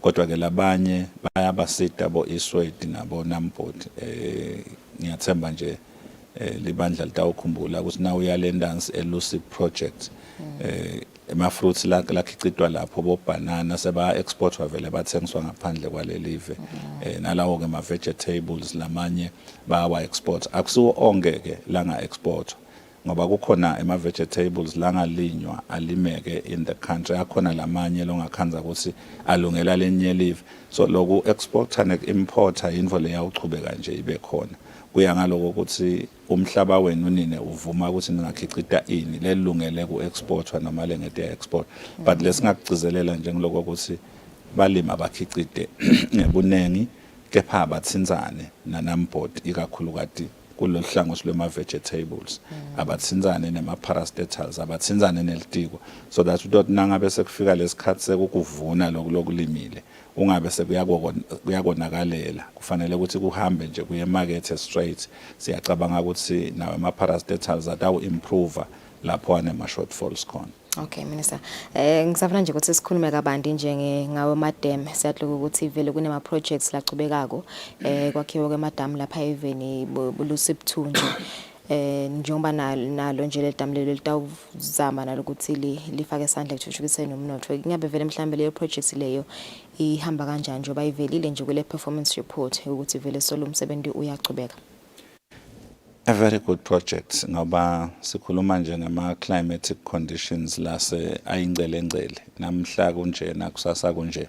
So kubalulekile ukuthi litiko liyisebente indzaba yokuthi even kube nemadamu la abalimi bangakhona kuthola emanti khona, emanti ethu lingathi litulu nalina ahambe onke. So ke uyakusebenta ke hulumende nakhona usibambisile kakhulu netinintelive kwenta ukuthi le project yalamadamu ibe impumelelo. Kunelidamu nje njengoba sowubalile eLusiphi lelikhulu kungasilo lekucala ngoba kwaqalwa ledulu kumaguga kwasekiwa ke kuLusiphi nyalo ke uhulumende sowubheke eshiselweni kumkhondo ngwavuma. Amadamu lamakhulu ke lawo latawusita ukuthi iproduction even ibe sezingeni lelisedulu. Le ndansi yemkhondo ngwavuma sesithi ke khona kungafocuswa kakhulu futhi nakushukela khona. Sifuna ukuthi kube ngilala amanye ama high value crops lokufocuswa kuwo kulowo msebenzi.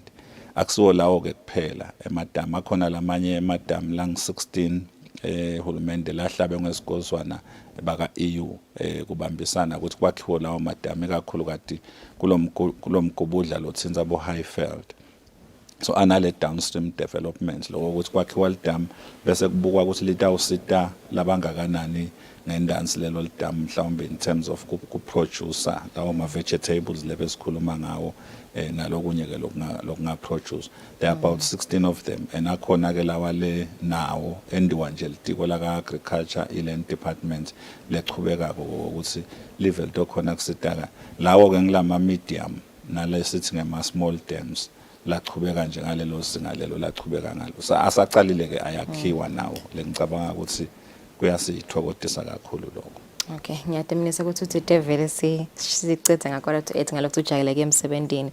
Kodwa ngiyethemba nje ukuthi mhlambe singachubeka nayo le interview yethu sititike kabanti. Kepha nje kafishane nje umbuto nje wegcina minister kubuta indzaba ye food security. Ingavele mhlambe sikicita lokwanele kwenta isiqiniseko sokuthi ukudla kuyatholakala kuba kunenge even. I-mandate yelitiko la agriculture vele i-drive lenkulu nguleyo ngiloko ukuthi nje kudla kube khona even. So ke nasiqala sikhulume ngokuthi sidumisile i-increase le endekile especially ku-white maize eminyakeni lophelile.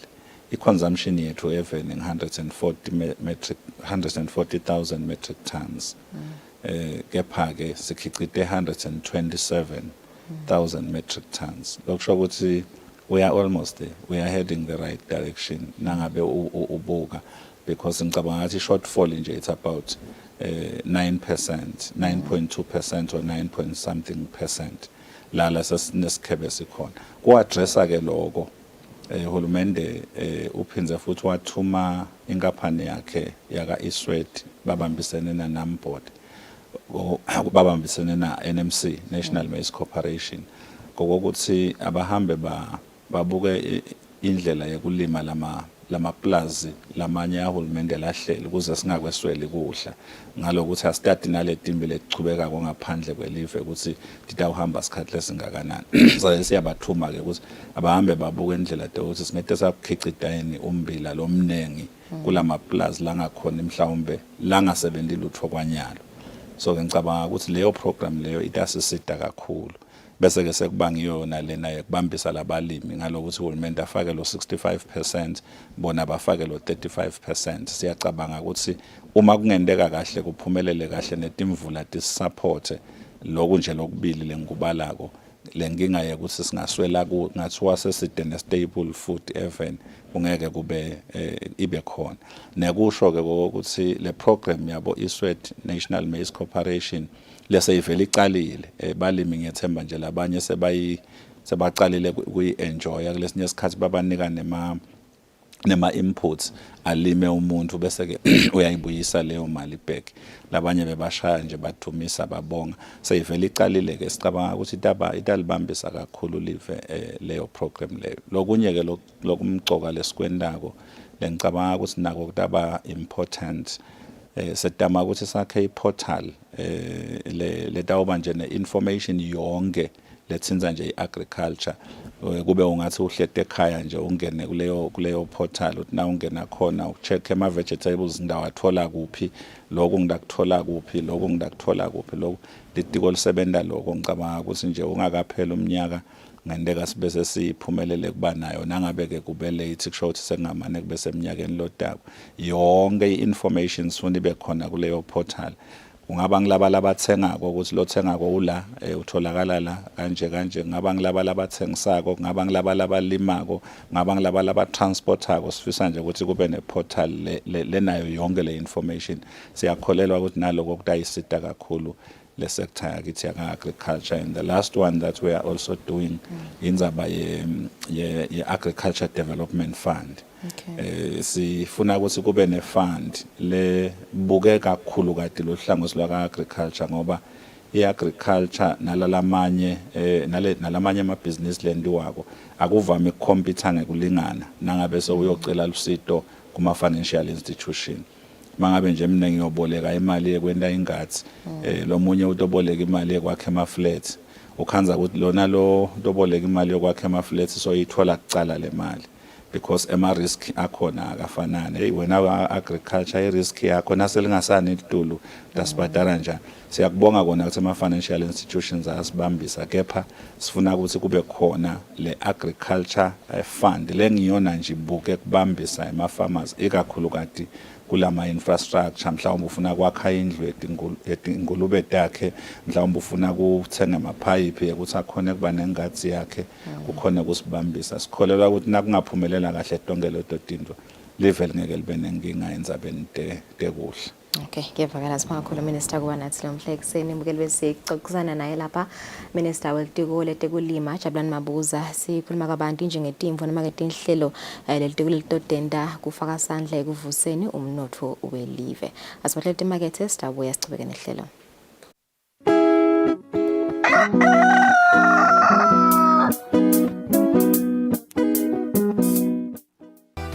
Kudla kwempilo, food for life. An agricultural program that shows how a farmer brings food to the nation.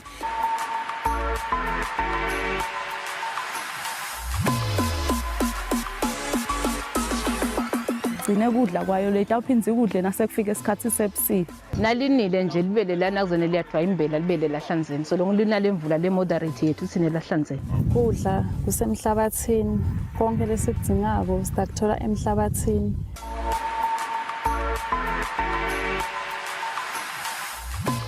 Kudla kwempilo for agriculture and farming development on Eswatini TV with the farm boy Samgelo Villarati Samvi. Kudla kwempilo, food for life.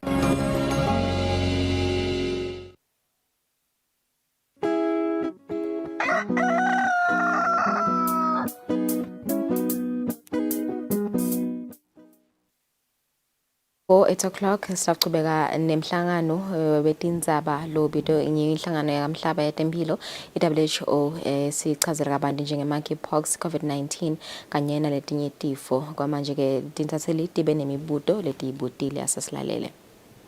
I was wondering if you had seen reports today that Bavarian Nordic is unlikely to meet demand for monkeypox doses. I know you have expressed concern on this, but I was wondering if you had anything else to say.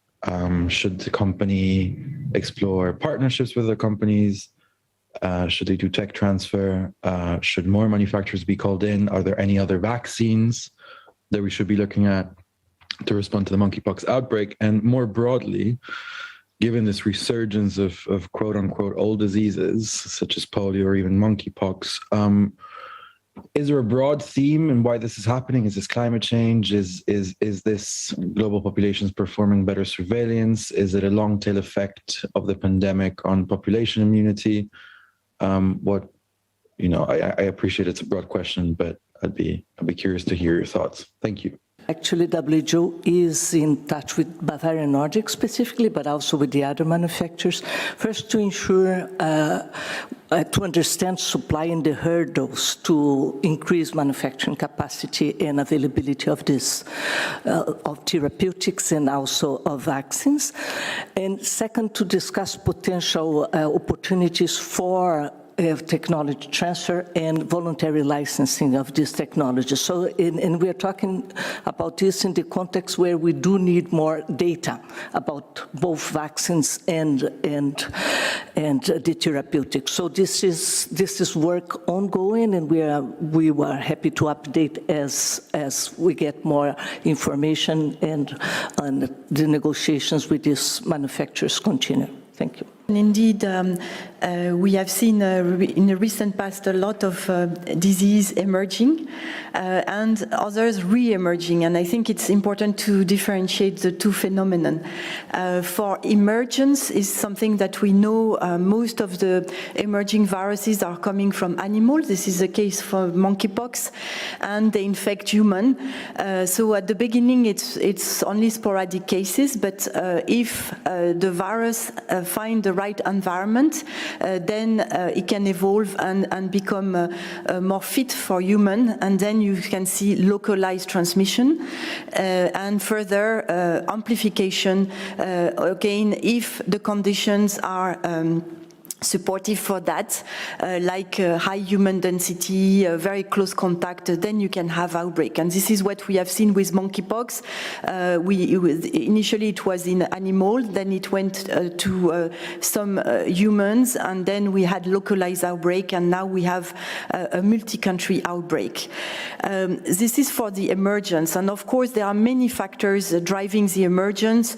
You mentioned some of them, the climate change, but also human density in certain populations, certain human behavior can also foster this amplification.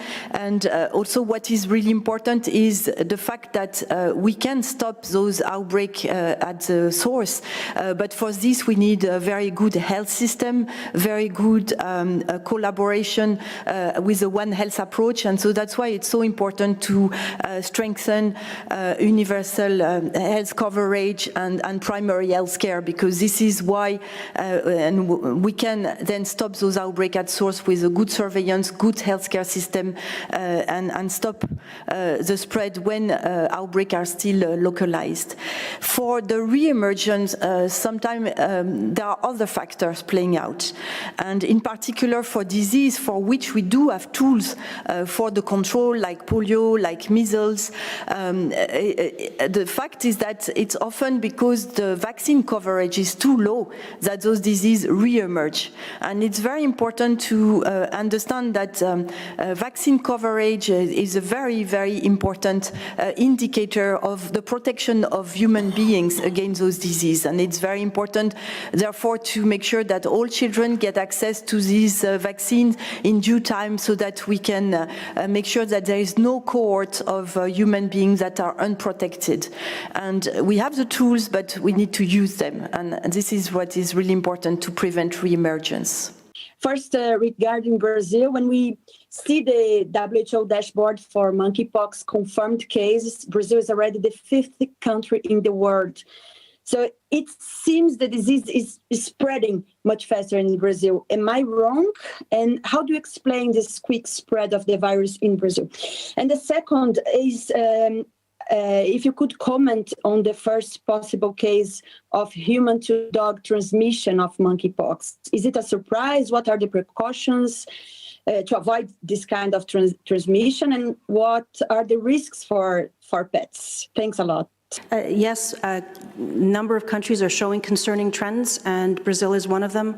The number of cases does continue to rise, and it's really important for all public health interventions that are available in the country to be put in place, and for individuals to be given the information they need to protect themselves.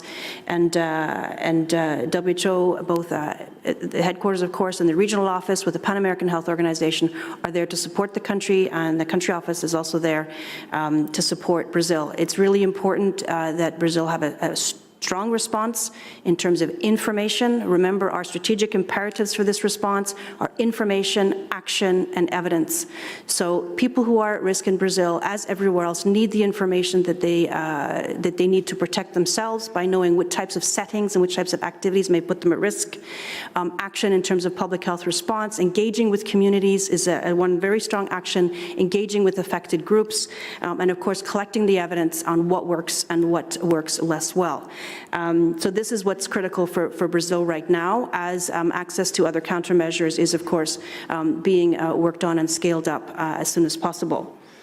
Regarding the incident of the dog, yes, so this is the first case reported of human-to-animal transmission. This has not been reported before, and we believe it is the first instance of a canine being infected. However, this has been a theoretical risk. You may see that a number of public health agencies have advised those who contract monkeypox to make every effort to isolate from their pets or to isolate their pets from themselves because of this hypothetical risk, particularly both in the household for domestic pets as well as in possible risks of contamination of animals outside the household. For example, rodents accessing garbage and things like that. So waste management is critical, isolation is important. These are some of the lessons that have been, some of the messages that have been given on a precautionary basis to avoid contamination, infection of pets, and to avoid possible spread of the virus into other animal populations in countries where this has not occurred before. So while these have been hypothetical, theoretical risks all along, we believe that they are important enough to have this as part of the response, that people should have information on how to protect their pets as well as how to manage their waste so that animals in general are not exposed to the monkeypox virus. Bengimukelo yomhlangano lo qhutshwa ngehlangano kamhlaba yetempilo WHO basiniketa nje the latest update on monkeypox, COVID-19 kanye naletinye tifo. Kuselemzuzu munye sishaya insimbi esiphohlongo. Sibongela msathu mahle ukuthi nivuke nathi lo mhla ekseni, sithandibona kusasa, nisale kahle.